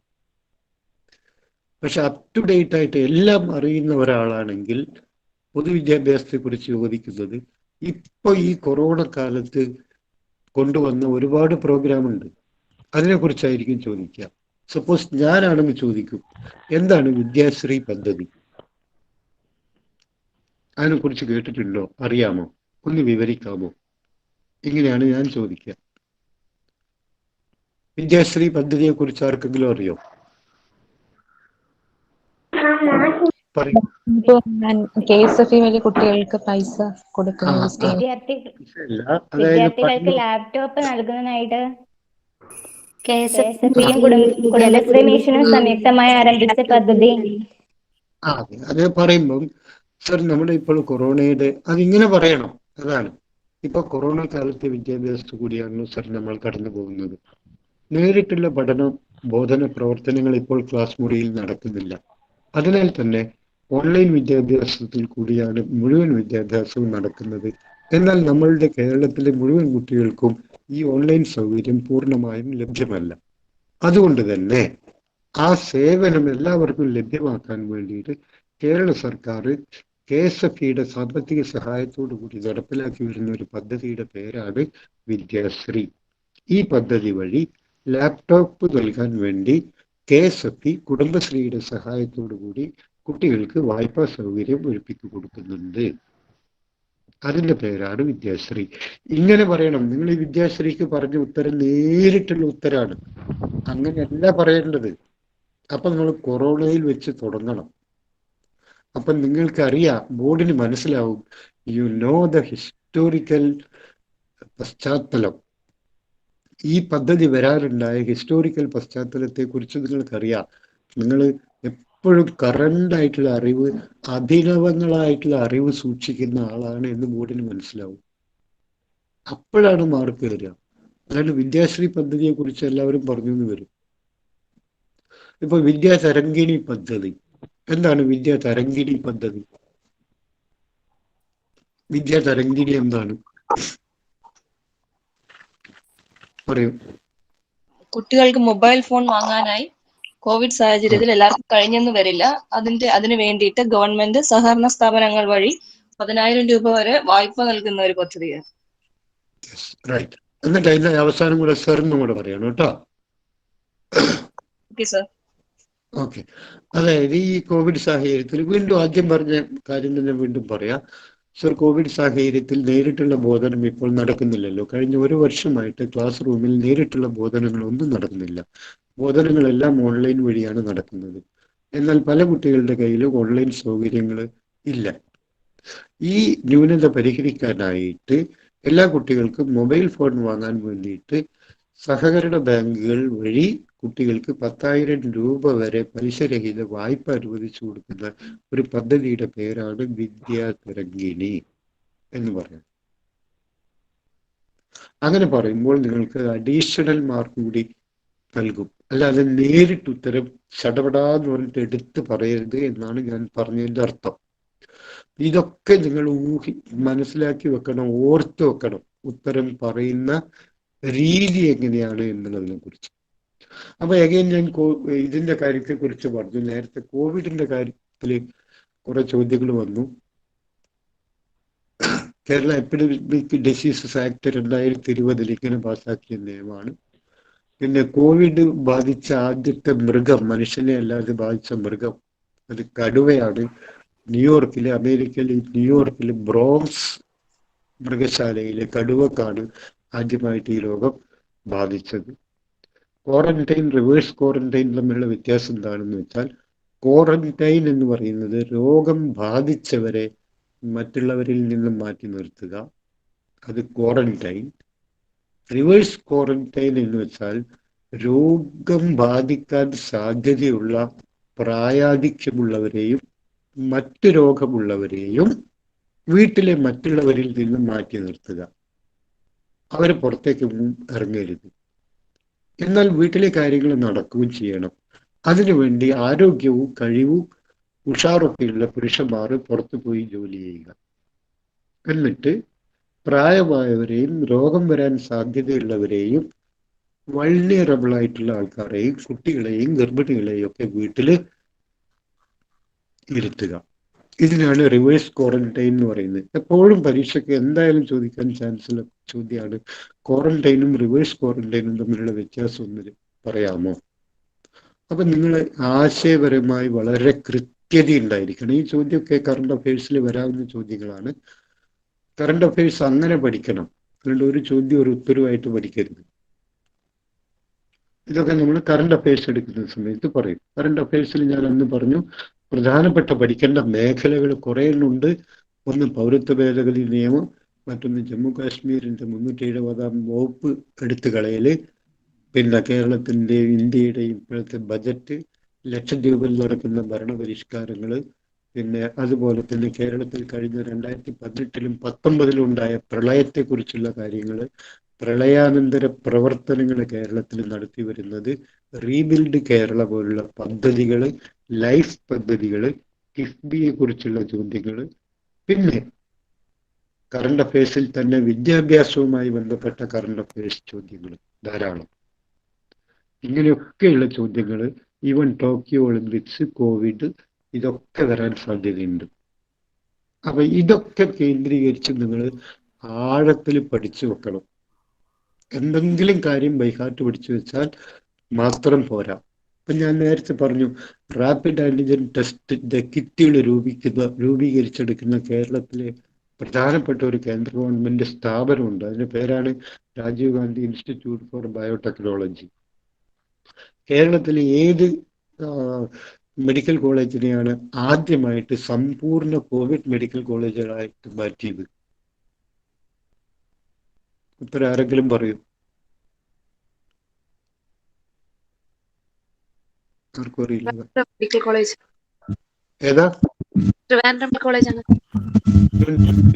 അല്ല, കണ്ണൂർ പെരിയാരം മെഡിക്കൽ കോളേജ് കേരളത്തില് ഇപ്പോഴും ആദ്യമായിട്ട് സമ്പൂർണ്ണ കോവിഡ് മെഡിക്കൽ കോളേജായിട്ട് മാറ്റിയത്. അപ്പോ ഒരുപാട് കാര്യങ്ങളുണ്ട്, അതൊക്കെ പിന്നീട് പറയാം. അപ്പൊ ഞാൻ ഈ ഉത്തരം പറയുന്ന രീതിയെ കുറിച്ചാണ് വീണ്ടും പറഞ്ഞു വന്നത്. പിന്നെ ഞാൻ ബോഡി മാനറിസത്തെ കുറിച്ച് പറഞ്ഞു. എഗെയിൻ പിന്നെ ഒന്ന് പറയാനുള്ളത് വെർബൽ മാനറിസത്തെ കുറിച്ചാണ്. നമുക്കറിയാം, നമ്മുടെ നാട്ടില്, കേരളത്തിൽ കാസർഗോഡ് മുതൽ തിരുവനന്തപുരം വരെ എടുത്തു നോക്കിയാൽ വളരെ ചെറിയ ഒരു നാടാണെങ്കിലും ഭാഷാ ഭേദങ്ങളും ഭാഷാ ശൈലി ഭേദങ്ങളും ഉപഭാഷകളും അതുപോലെ തന്നെ നാടൻ സ്ലാങ്ങുകളും ഒരുപാടുള്ള ഭാഷയാണ് കേരളം. പ്രത്യേകിച്ച് കാസർഗോഡുകാരോട് ഞാൻ പറയേണ്ട കാര്യമില്ല കാസർഗോഡത്തെ ഭാഷ, അല്ലേ? ഓക്കെ, കാസർഗോഡത്തെ ഭാഷ ഉണ്ട്. പ്രത്യേകിച്ച് മറ്റൊരു പ്രദേശത്തെ കന്നഡ ഭാഷയായിട്ട് ബന്ധപ്പെട്ട് കിടക്കുന്നതിനാൽ ആ ഭാഷയുടെ ഒരു പ്രത്യേക സ്വാധീനം കൊണ്ട് കാസർഗോഡത്തെ മലയാളം ഈ സെന്ററിൽ ഡിഫറെന്റ്. കാസർഗോഡ് കഴിഞ്ഞാൽ കണ്ണൂർ നമുക്ക് വേണം ഒഴിവാക്കാം. കോഴിക്കോട് ഒരു പ്രത്യേകതരം ശൈലി ഉള്ള ഒരു ഭാഷയാണ്. മലപ്പുറം ചോദിക്കുകയേ വേണ്ട, ഒരുപാട് ഭാഷാ ശൈലികളും പ്രധാന സംസാര ഭാഷയിൽ നിന്നും വളരെ വേറിട്ട് നിൽക്കുന്ന ഒരു ഭാഷാ ശൈലിയാണ് മലപ്പുറത്തുള്ളത്. പാലക്കാട്ടും അതുപോലെ തന്നെ, പക്ഷെ അത്ര വേറിട്ട് നിൽക്കുന്നില്ല. തൃശ്ശൂര് വളരെ വളരെ വേറിട്ട് നിൽക്കുന്ന ഒരു ഭാഷാ ശൈലിയാണ് അവിടെ. കോട്ടയം കേരളത്തിൻ്റെ അച്ചടി ഭാഷയിൽ പോലെ തന്നെ ഭാഷ സംസാരിക്കുന്ന ഒരു പ്രദേശമാണ് കോട്ടയം. എന്നാൽ തിരുവനന്തപുരം വളരെ വൈവിധ്യം നിറഞ്ഞൊരു ഭാഷയാണ്. അപ്പൊ ഇത്രയും കേട്ടതിൽ നിന്ന് നിങ്ങൾക്കൊരു കാര്യം മനസ്സിലായി. കേരളത്തിന്റെ രീതി മനസ്സിലാക്കിയെടുക്കണം നിങ്ങൾ. കാസർഗോഡ്, കോഴിക്കോട്, മലപ്പുറം, തൃശ്ശൂർ, തിരുവനന്തപുരം, ഇത്രയും പ്രദേശങ്ങളിൽ നാട്ടുഭാഷകളുടെ സ്വാധീനം വളരെ വളരെ കൂടുതലാണ്. അതുകൊണ്ട് തന്നെ നിങ്ങളുടെ ഉത്തരത്തിൽ ഇത്തരം സ്വാധീനങ്ങൾ കടന്നു വരാനുള്ള സാധ്യത കൂടുതലുണ്ട്. അതുകൊണ്ട് നിങ്ങൾ എന്ത് ചെയ്യണം? ഇത് ഒഴിവാക്കാൻ നോക്കണം. ആരെങ്കിലും സ്വയം ജഡ്ജ് ചെയ്യുക, എനിക്ക് ഇങ്ങനത്തെ ഒരു പ്രശ്നമുണ്ടോ, ഞാൻ സംസാരിക്കുമ്പോൾ എൻ്റെ നാട്ടിലെ ഭാഷ അനാവശ്യമായിട്ട് കടർന്നു വരുന്നുണ്ടോ, എൻ്റെ ഭാഷ ഒരു സ്റ്റാൻഡേർഡ് മാതൃകാ മലയാളത്തിൽ നിന്ന് ഒരുപാട് അകന്നു പോയിട്ടുണ്ടോ? ഇപ്പൊ തൃശ്ശൂർ ഭാഷ സംസാരിക്കുമ്പോൾ നമുക്ക് മനസ്സിലാവും ഇത് മാതൃകാ മലയാളമല്ല. തിരുവനന്തപുരത്ത് എന്തിനൊക്കെയുള്ള ഭാഷ ചോദിച്ചാൽ അല്ലേ നമുക്കത് മനസ്സിലാവും. തിരുവനന്തപുരത്ത് സിറാജ് വെഞ്ചാറമ്പൂടും തൃശ്ശൂർ വേറൊരാളും പിന്നെ മലപ്പുറത്തൊക്കെ സംസാരിക്കുന്ന നമ്മുടെ ഭാഷയൊക്കെ ഉണ്ടല്ലോ. മറ്റേ നമ്മുടെ കടാരൻ്റെ സ്വാതന്ത്ര്യ സമരത്തിലെ കടാരൻ സംസാരിക്കുന്ന പോലുള്ള ഭാഷ, അതുപോലെ നമ്മുടെ കാസർഗോഡ് നമ്മുടെ മറിമായത്തിൽ ഉണ്ണിയൊക്കെ സംസാരിക്കുന്ന ഭാഷയില്ലേ, ഇതൊക്കെ കാണലുണ്ടോ? ആ ഉണ്ട്. പ്രതികരണം നിങ്ങൾക്ക് കിട്ടുന്നേയില്ല. അപ്പൊ ഞാൻ വിചാരിച്ചു ഇപ്പൊ കാസർഗോഡത്ത് മറിമായത്തിലെ ഉണ്ണിയെ നിങ്ങൾക്ക് അറിയോ ഇല്ലയോ, അതൊക്കെ എനിക്ക് സംശയം വരിക. ഞാൻ പറഞ്ഞത് വെറുതെ ആയിരുന്നു. അപ്പൊ ഇവരൊക്കെ സംസാരിക്കുന്നത് അതേ പ്രദേശത്ത് അവർ മനഃപൂർവ്വം സംസാരിക്കുകയാണ് ആ ഭാഷ, ആ പ്രോഗ്രാമിന്റെ സ്റ്റൈലിന് വേണ്ടിയിട്ട്. അപ്പൊ ഇത്തരം ഭാഷകൾ നമ്മൾ ഉപയോഗിക്കരുത്. മാതൃകാ മലയാള ഭാഷ തന്നെ ഉപയോഗിക്കണം, സ്റ്റൈലായിട്ട് തന്നെ ഉപയോഗിക്കണം. പലപ്പോഴും എഴുത്ത് ഭാഷയുമായി പൊരുത്തപ്പെടുന്ന ഭാഷാ രീതി സംസാര രീതിയിൽ സ്വീകരിക്കണം. ഇത് ഞാൻ പറയാൻ കാരണം ഇതൊക്കെ സിമ്പിൾ കാര്യമല്ലേ, സാറെന്തിനാ ഇതൊക്കെ പറയുന്നത് എന്ന് നിങ്ങൾക്ക് തോന്നിപ്പോകും. പക്ഷെ നിങ്ങൾ അറിയാതെ അങ്ങനെ വന്നു കഴിഞ്ഞാൽ അത് നിങ്ങളുടെ മാർക്കിനെ ബാധിക്കും. അതുകൊണ്ടാണ്. സോ ഇത്രയും കാര്യങ്ങൾ നമ്മൾ പറഞ്ഞു. ഇനി നമ്മൾ അധികം ഇതിനെക്കുറിച്ച് പറയരുത്. കഴിഞ്ഞ ക്ലാസ്സിൽ ഇല്ലാത്ത ആൾ ഉണ്ടായത് കൊണ്ടാണ് ഞാൻ പറയാൻ കാരണം ഇതൊക്കെ. ഇനി ഞാൻ പറഞ്ഞു 2 പ്രധാനപ്പെട്ട വിഷയമാണ് ഇതിൽ പ്രധാനമായിട്ടും ചോദിക്കുക. ഒരു 50% ചോദ്യങ്ങളും ചോദിക്കുന്നത് 2 മേഖലയിൽ നിന്നായിരിക്കും. എല്ലാവരും മനസ്സിലാക്കി വെക്കുക, എഴുതി വെക്കുക. 50% ചോദ്യങ്ങളെങ്കിലും ചോദിക്കുന്നത് 2 മേഖലയിൽ നിന്നാണ്.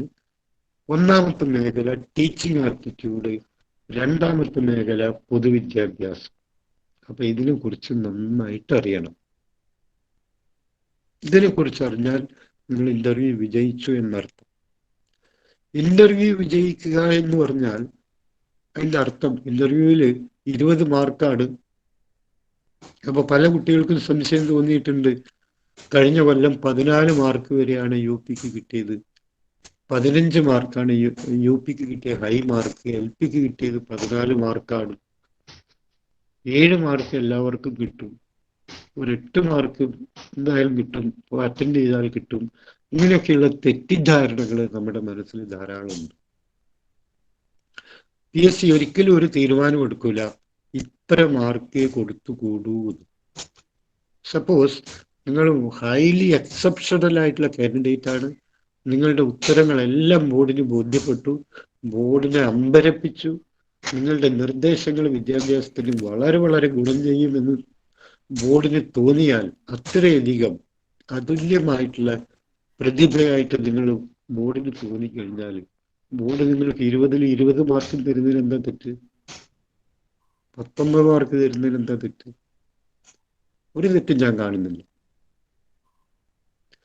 അപ്പോ മാർക്ക് കഴിഞ്ഞ കൊല്ലം 15 മാർക്കേ കൊടുത്തിട്ടുള്ളൂ എന്നുള്ളത് കൊണ്ട് ഇപ്രാവശ്യം അങ്ങനെ കൊടുക്കൂ എന്നുള്ള തീരുമാനത്തിലേക്ക് എത്തരുത്. അത് ഒരുതരം സ്റ്റിമുലസ് ജനറലൈസേഷൻ ആണ്. സ്റ്റിമുലസ് ജനറലൈസേഷൻ കേട്ടിട്ടില്ലേ? കേട്ടിട്ടുണ്ടോ? സ്റ്റിമുലസ് ജനറലൈസേഷൻ എന്നുള്ള വാക്ക് കേട്ടിട്ടുണ്ടോ?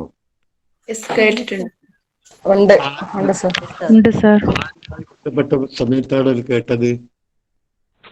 ഉണ്ട് സാർ. അതെ, ആരുമായി ബന്ധപ്പെട്ട സമയത്താണ് കേട്ടത്? ഏതാളെ കുറിച്ച് പഠിക്കുമ്പോഴാണ് അത് കേട്ടത്? അങ്ങനെ വെച്ചാൽ മനസ്സിലാവില്ല അല്ലെ?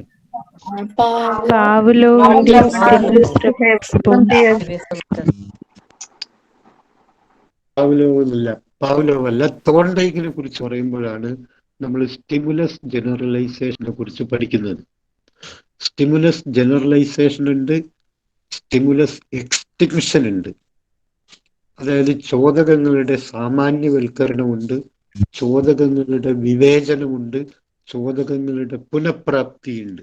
അപ്പൊ ചോദകത്തെ കുറിച്ച് പറയുമ്പോൾ തോണ്ടൈക്ക് പറഞ്ഞ 3 പ്രധാനപ്പെട്ട കാര്യങ്ങളാണ്. ഒന്ന് പറയൂ, ചോദക സാമാന്യീകരണം, ചോദക സാമാന്യീകരണം, ചോദക വിവേചനം അല്ലെങ്കിൽ ചോദക ഡിസ്ക്രിമിനേഷൻ, സ്റ്റിമുലസ് ഡിസ്ക്രിമിനേഷൻ പറയാം, കേട്ടാ മതി. Stimulus generalisation, stimulus discrimination, stimulus extinction, stimulus sudden പ്രാപ്തി. ഓക്കെ, ഇത് മാത്രം പറഞ്ഞുതരാം. പിന്നെ ഇത് മാത്രം നോക്കിയാൽ മതി. സ്റ്റിമുലസ് ജനറലൈസേഷൻ എന്ന് വെച്ച് കഴിഞ്ഞാല് ഞാൻ ചെറിയൊരു ഉദാഹരണം പറഞ്ഞു. പോലീസിനെ കണ്ടപ്പോൾ കള്ളൻ പേടിയായി. കള്ളൻ ഒരു ബിൽഡിങ്ങിന്റെ പിറകിൽ ഒളിച്ചു. സിമ്പിൾ കാര്യമാണ് പറയുന്നു, വേഗം വേഗം മനസ്സിലാക്കണം. എൻ്റെ അതേ സ്പീഡിൽ നിങ്ങളും വരണം. പോലീസിനെ കണ്ടപ്പോൾ കള്ളന് പേടിയായി. കള്ളൻ ഒരു ബിൽഡിങ്ങിന്റെ പിറകിൽ ഒളിച്ചു. ഈ പോലീസിനെ കണ്ടപ്പോൾ എന്നുള്ളപ്പോ പോലീസിന്റെ ബാഹ്യ രൂപവും വസ്ത്രധാരണവും ഒക്കെ കള്ളന്റെ മനസ്സിലുണ്ട്. കുറച്ച് കഴിഞ്ഞപ്പോൾ പോലീസ് പോയപ്പോ ഒരു 15 മിനിറ്റ് കഴിഞ്ഞപ്പോൾ കള്ളൻ ബിൽഡിങ്ങിന്റെ പിറകിൽ നിന്ന് മാറി റോട്ടിലേക്ക് വന്നു. പക്ഷെ അങ്ങോട്ട് റോട്ടിലേക്ക് വരുമ്പോ അവിടെ അതാ നിൽക്കുന്നത്, KSEBയുടെ ഒരു ലൈൻമാൻ, കാക്കി ഷർട്ടിട്ട ഒരു ലൈൻമാൻ അവിടെ നിൽക്കുകയാണ്. അപ്പൊ ആ ലൈൻമാനെ കണ്ടപ്പോഴും കള്ളന് പേടിയായി. കാരണം ലൈൻമാൻ ഇട്ടതും കാക്കി ഷർട്ടാണ്, പോലീസ് ഇട്ടതും കാക്കി ഷർട്ടാണ്. അപ്പൊ കാക്കി എന്നുള്ള ആ ഒരു ഇതുമായിട്ട് കള്ളന്റെ സ്റ്റിമുലസിന്റെ ഒരു ജനറലൈസേഷൻ വന്നു കഴിഞ്ഞു. ഇപ്പൊ കാക്കിയിട്ട് ആരെ കണ്ടു കഴിഞ്ഞാലും ആർക്ക് പേടിയായി? കള്ളന് പേടിയായി. യഥാർത്ഥത്തിൽ കാക്കിയിട്ട ബസ് കണ്ടക്ടറോ അല്ലെങ്കിൽ പിന്നെ ഇലക്ട്രിസിറ്റിയുടെ ലൈൻമാനോ പോലീസ് കള്ളനെ ഒന്നും ചെയ്യാൻ പോകുന്നില്ല. കള്ളനെ എന്തെങ്കിലും ചെയ്യുന്നുണ്ടെങ്കിൽ അത് പോലീസേ ഉള്ളൂ. പോലീസിനെയാണ് പേടിക്കേണ്ടത്. പോലീസ് പോയി കഴിഞ്ഞപ്പോഴും ഈ ലൈൻമാനും അതുപോലെ തന്നെ ബസ് കണ്ടക്ടറും കാക്കിയിട്ട് വന്നപ്പോഴും കള്ളന് പേടി തോന്നി, സെയിം പേടി തോന്നി. അപ്പൊ സ്റ്റിമുലസിനെ അവിടെ ജനറലൈസ് ചെയ്യാൻ വേണ്ടി നോക്കുകയാണ് കള്ളൻ ചെയ്തത്. അപ്പൊ കള്ളനിൽ അവിടെ ഉണ്ടായത് സ്റ്റിമുലസ് ജനറലൈസേഷൻ ആണ്. പറയൂ, കള്ളനിലുണ്ടായത്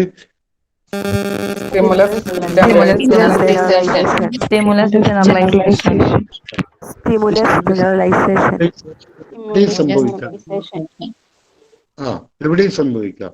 2018 പ്രളയത്തില് വെള്ളപ്പൊക്കം ഉണ്ടായിരുന്നു. 2018 മൺസൂണിൽ വെള്ളപ്പൊക്കം ഉണ്ടായിരുന്നു. 2019 പ്രളയത്തിലും മൺസൂണിൽ ഒരു ചെറിയ തോതിൽ ഉരുൾപൊട്ടലും വെള്ളപ്പൊക്കവും ഉണ്ടായിരുന്നു.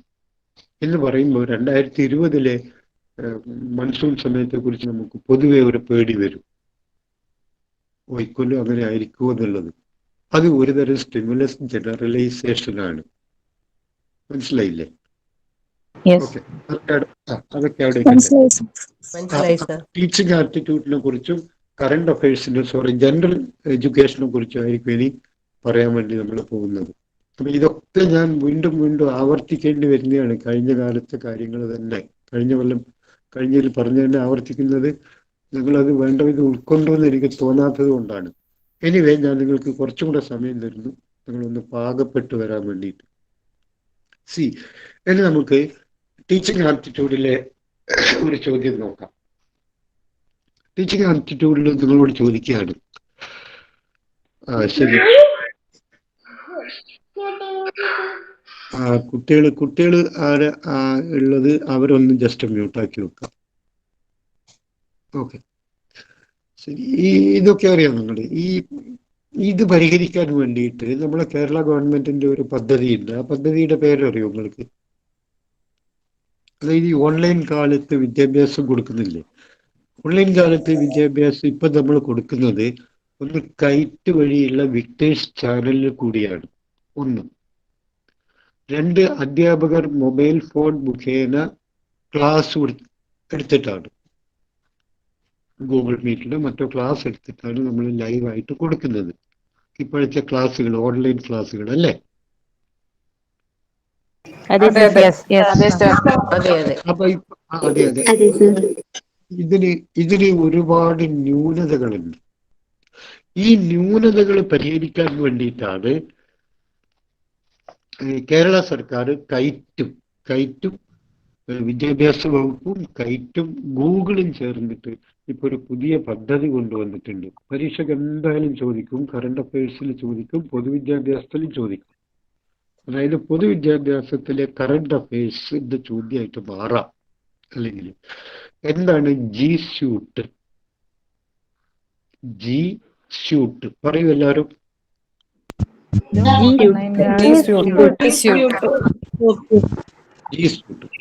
G-SUIT എന്ന് പറഞ്ഞാല് പൊതുവിദ്യാലയത്തിലെ അധ്യാപകർക്കും വിദ്യാർത്ഥികൾക്കും തമ്മിൽ നേരിട്ട് സംവദിക്കാൻ പറ്റുന്ന ഒരു പ്ലാറ്റ്ഫോമാണ് ജി സ്യൂട്ട് എന്ന് പറയുന്നത്.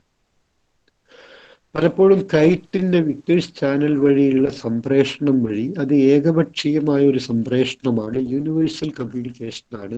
അധ്യാപകൻ പറയുന്നു, കേൾക്കുന്നു, ഇത്ര മാത്രമേ ഉള്ളൂ. എന്നാൽ ഓൺലൈൻ വിദ്യാഭ്യാസത്തിൽ അധ്യാപകൻ പലതും റെക്കോർഡ് ചെയ്ത് കുട്ടികളിലേക്ക് എത്തിക്കുന്നു. അവിടെയും നേരിട്ട് സംവദിക്കാനുള്ള അവസരമില്ല. പിന്നീട് സംവദിക്കാനുള്ള അവസരമുള്ളത് ഗൂഗിൾ മീറ്റ് പോലുള്ള ഇത്തരം പ്രോഗ്രാമുകളിലാണ്.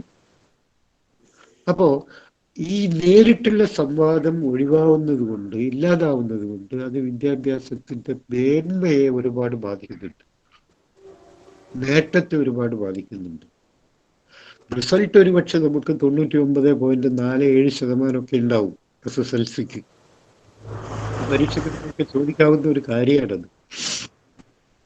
ഈ കോവിഡ് കാലത്ത് ഒരു ദിവസം പോലും നമ്മുടെ സ്കൂളിൽ 2020-2021 അധ്യയന വർഷത്തിൽ ഒരു ദിവസം പോലും നേരിട്ടുള്ള ബോധനം ഉണ്ടായിട്ടില്ല. എന്നിട്ടും നമ്മുടെ SSLCക്ക് 99.47% വിജയം കൈവരിക്കാനായി.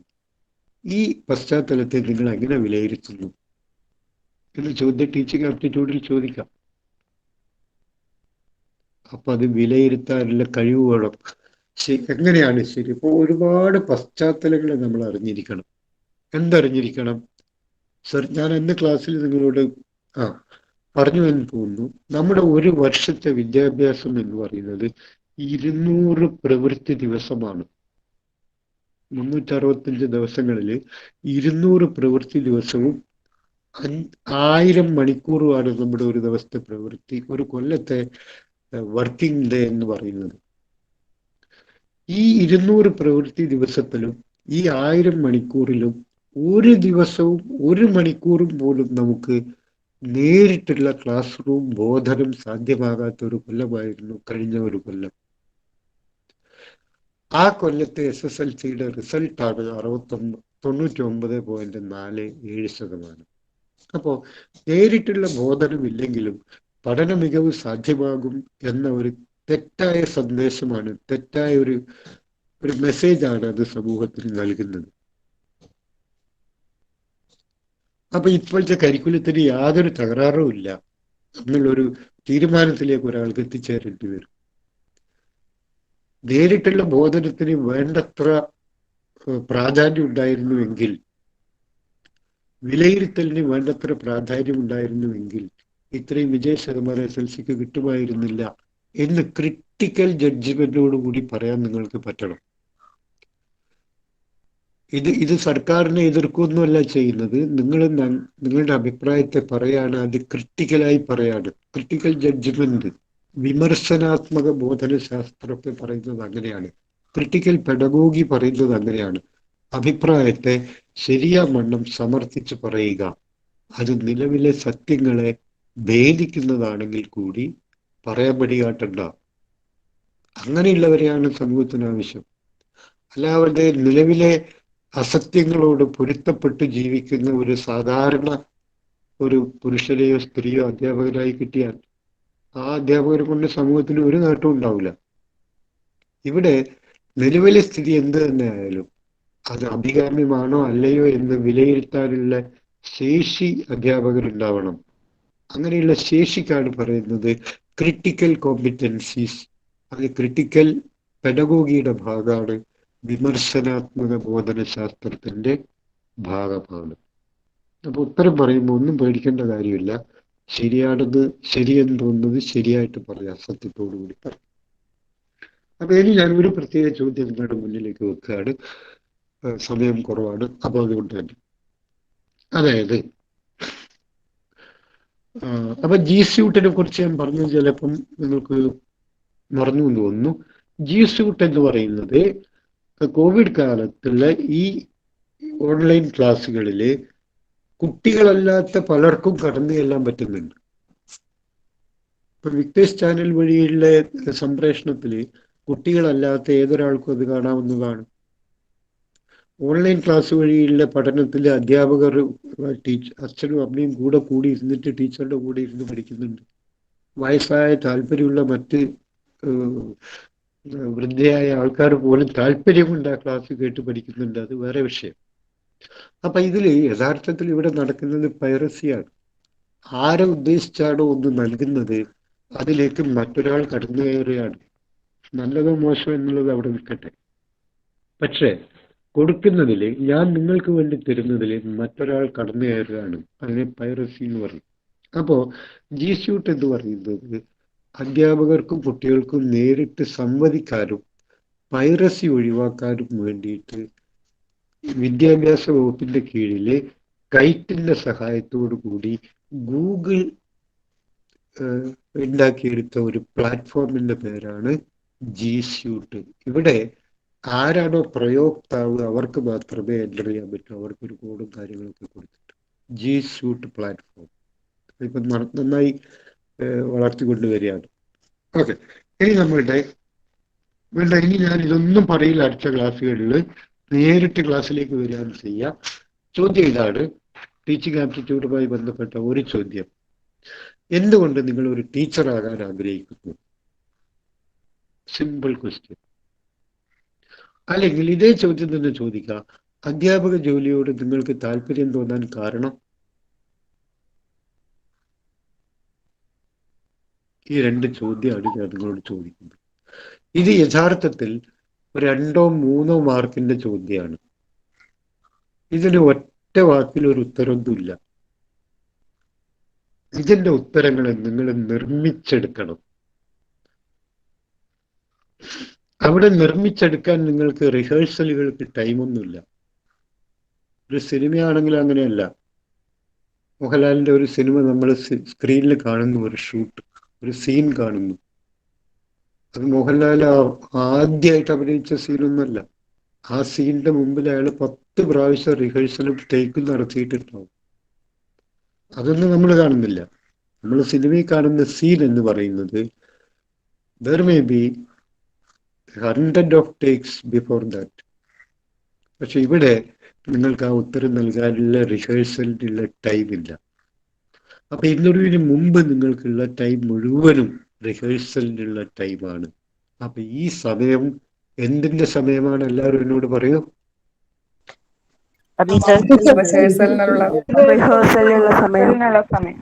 ഇത് ആരെങ്കിലും പറഞ്ഞു തരാതെ നിങ്ങൾക്ക് മനസ്സിലാവില്ല. എപ്പോഴാണ് ഇന്റർവ്യൂ? സെപ്റ്റംബർ 2-ാം തീയതി. സമയമുണ്ടല്ലോ. ഇതാണ് നമ്മുടെ കാഴ്ചപ്പാട്. സെപ്റ്റംബർ 2-നായിരിക്കോട്ടെ ഇന്റർവ്യൂ. പക്ഷെ നിങ്ങൾക്ക് സെപ്റ്റംബർ 2 വരെ നിങ്ങളുടേതായ ഇന്റർവ്യൂ ഉണ്ട്. നിങ്ങൾ നടത്തുന്ന ഒരു ഇന്റർവ്യൂ ഉണ്ട്. റിഹേഴ്സലായിട്ടുള്ള ടൈമാണത്. അപ്പൊ ചോദ്യം ഇതാണ്, എന്തുകൊണ്ടൊരു ടീച്ചറാകാൻ നിങ്ങൾ ആഗ്രഹിക്കുന്നു? സമൂഹത്തിൽ ഒരുപാട് ധാന്യതയിലെ കൂടുതൽ ജോലിയും ശമ്പളം കിട്ടുന്ന പോസ്റ്റുകളുണ്ട്, അംഗീകാരം കിട്ടുന്ന പോസ്റ്റുകളുണ്ട്, ഇതൊക്കെ ഉണ്ട്. അല്ലെങ്കിൽ അങ്ങനെ ഉണ്ടായിട്ട് കൂടി ടീച്ചർ ജോലിയോട് നിങ്ങൾക്ക് താല്പര്യം തോന്നാനുള്ള കാരണം എന്ന് ചോദിച്ചാൽ ഏതെങ്കിലും 1-2 ആൾ എനിക്കൊരു ഉത്തരം പറയൂ.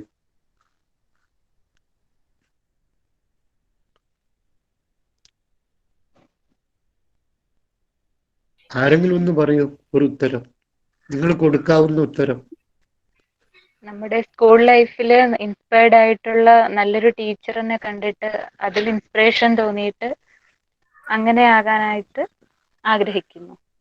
ഓക്കെ, കുഴപ്പമില്ല. പക്ഷെ ഇതിനെ പരിഷ്കരിച്ച് വേറെ രീതി പറയാനുണ്ട്, ഞാൻ പറഞ്ഞുതരാം. Content okay. പിന്നെ വേറെ ഉത്തരം.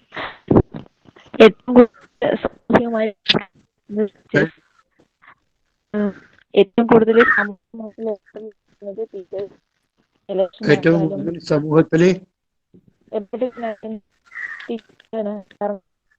മാന്യത കിട്ടുന്നത് ടീച്ചർക്കാർക്കാണല്ലേ? മാന്യത ഉണ്ട്.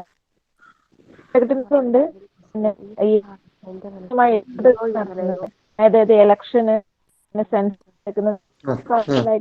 ടീച്ചേഴ്സിന് കൂടുതൽ റോളുള്ളത്. അപ്പോ അതുകൊണ്ടാണ് നിങ്ങൾ ടീച്ചർ ആവാൻ ആഗ്രഹിക്കുന്നത്. ഏറ്റവും കൂടുതൽ ഇലക്ഷനും മറ്റ് സാമൂഹ്യ ജോലികൾക്ക് കൂടി ടീച്ചറെ വിനിയോഗിക്കുന്നുണ്ട്. അതുകൊണ്ടാണ് അപ്പോ നമ്മൾ അവരുടെ കൂടുതൽ മാറ്റി ഇടപെടാനും സമൂഹ കുട്ടികളുമായിട്ട് ഓക്കെ. പറഞ്ഞു ഇത്രയേ ഉള്ളൂ. സമയം കളയണ്ട. അതായത് എന്തുകൊണ്ട് ഒരു ടീച്ചറാകാൻ ആഗ്രഹിക്കുന്നു, അതല്ലെങ്കിൽ അധ്യാപക ജോലിയോട് നിങ്ങൾക്ക് താല്പര്യം തോന്നാൻ കാരണം എന്തുണ്ട് എന്നുള്ളതിൽ ഇതിൽ പങ്കെടുക്കുന്ന പല കുട്ടികളും പല ഉത്തരങ്ങളും നൽകാം. അപ്പൊ ഇതിൽ ശരിയായ ഉത്തരം ഏത്, തെറ്റായ ഉത്തരം ഏത് നമുക്ക് പറയാൻ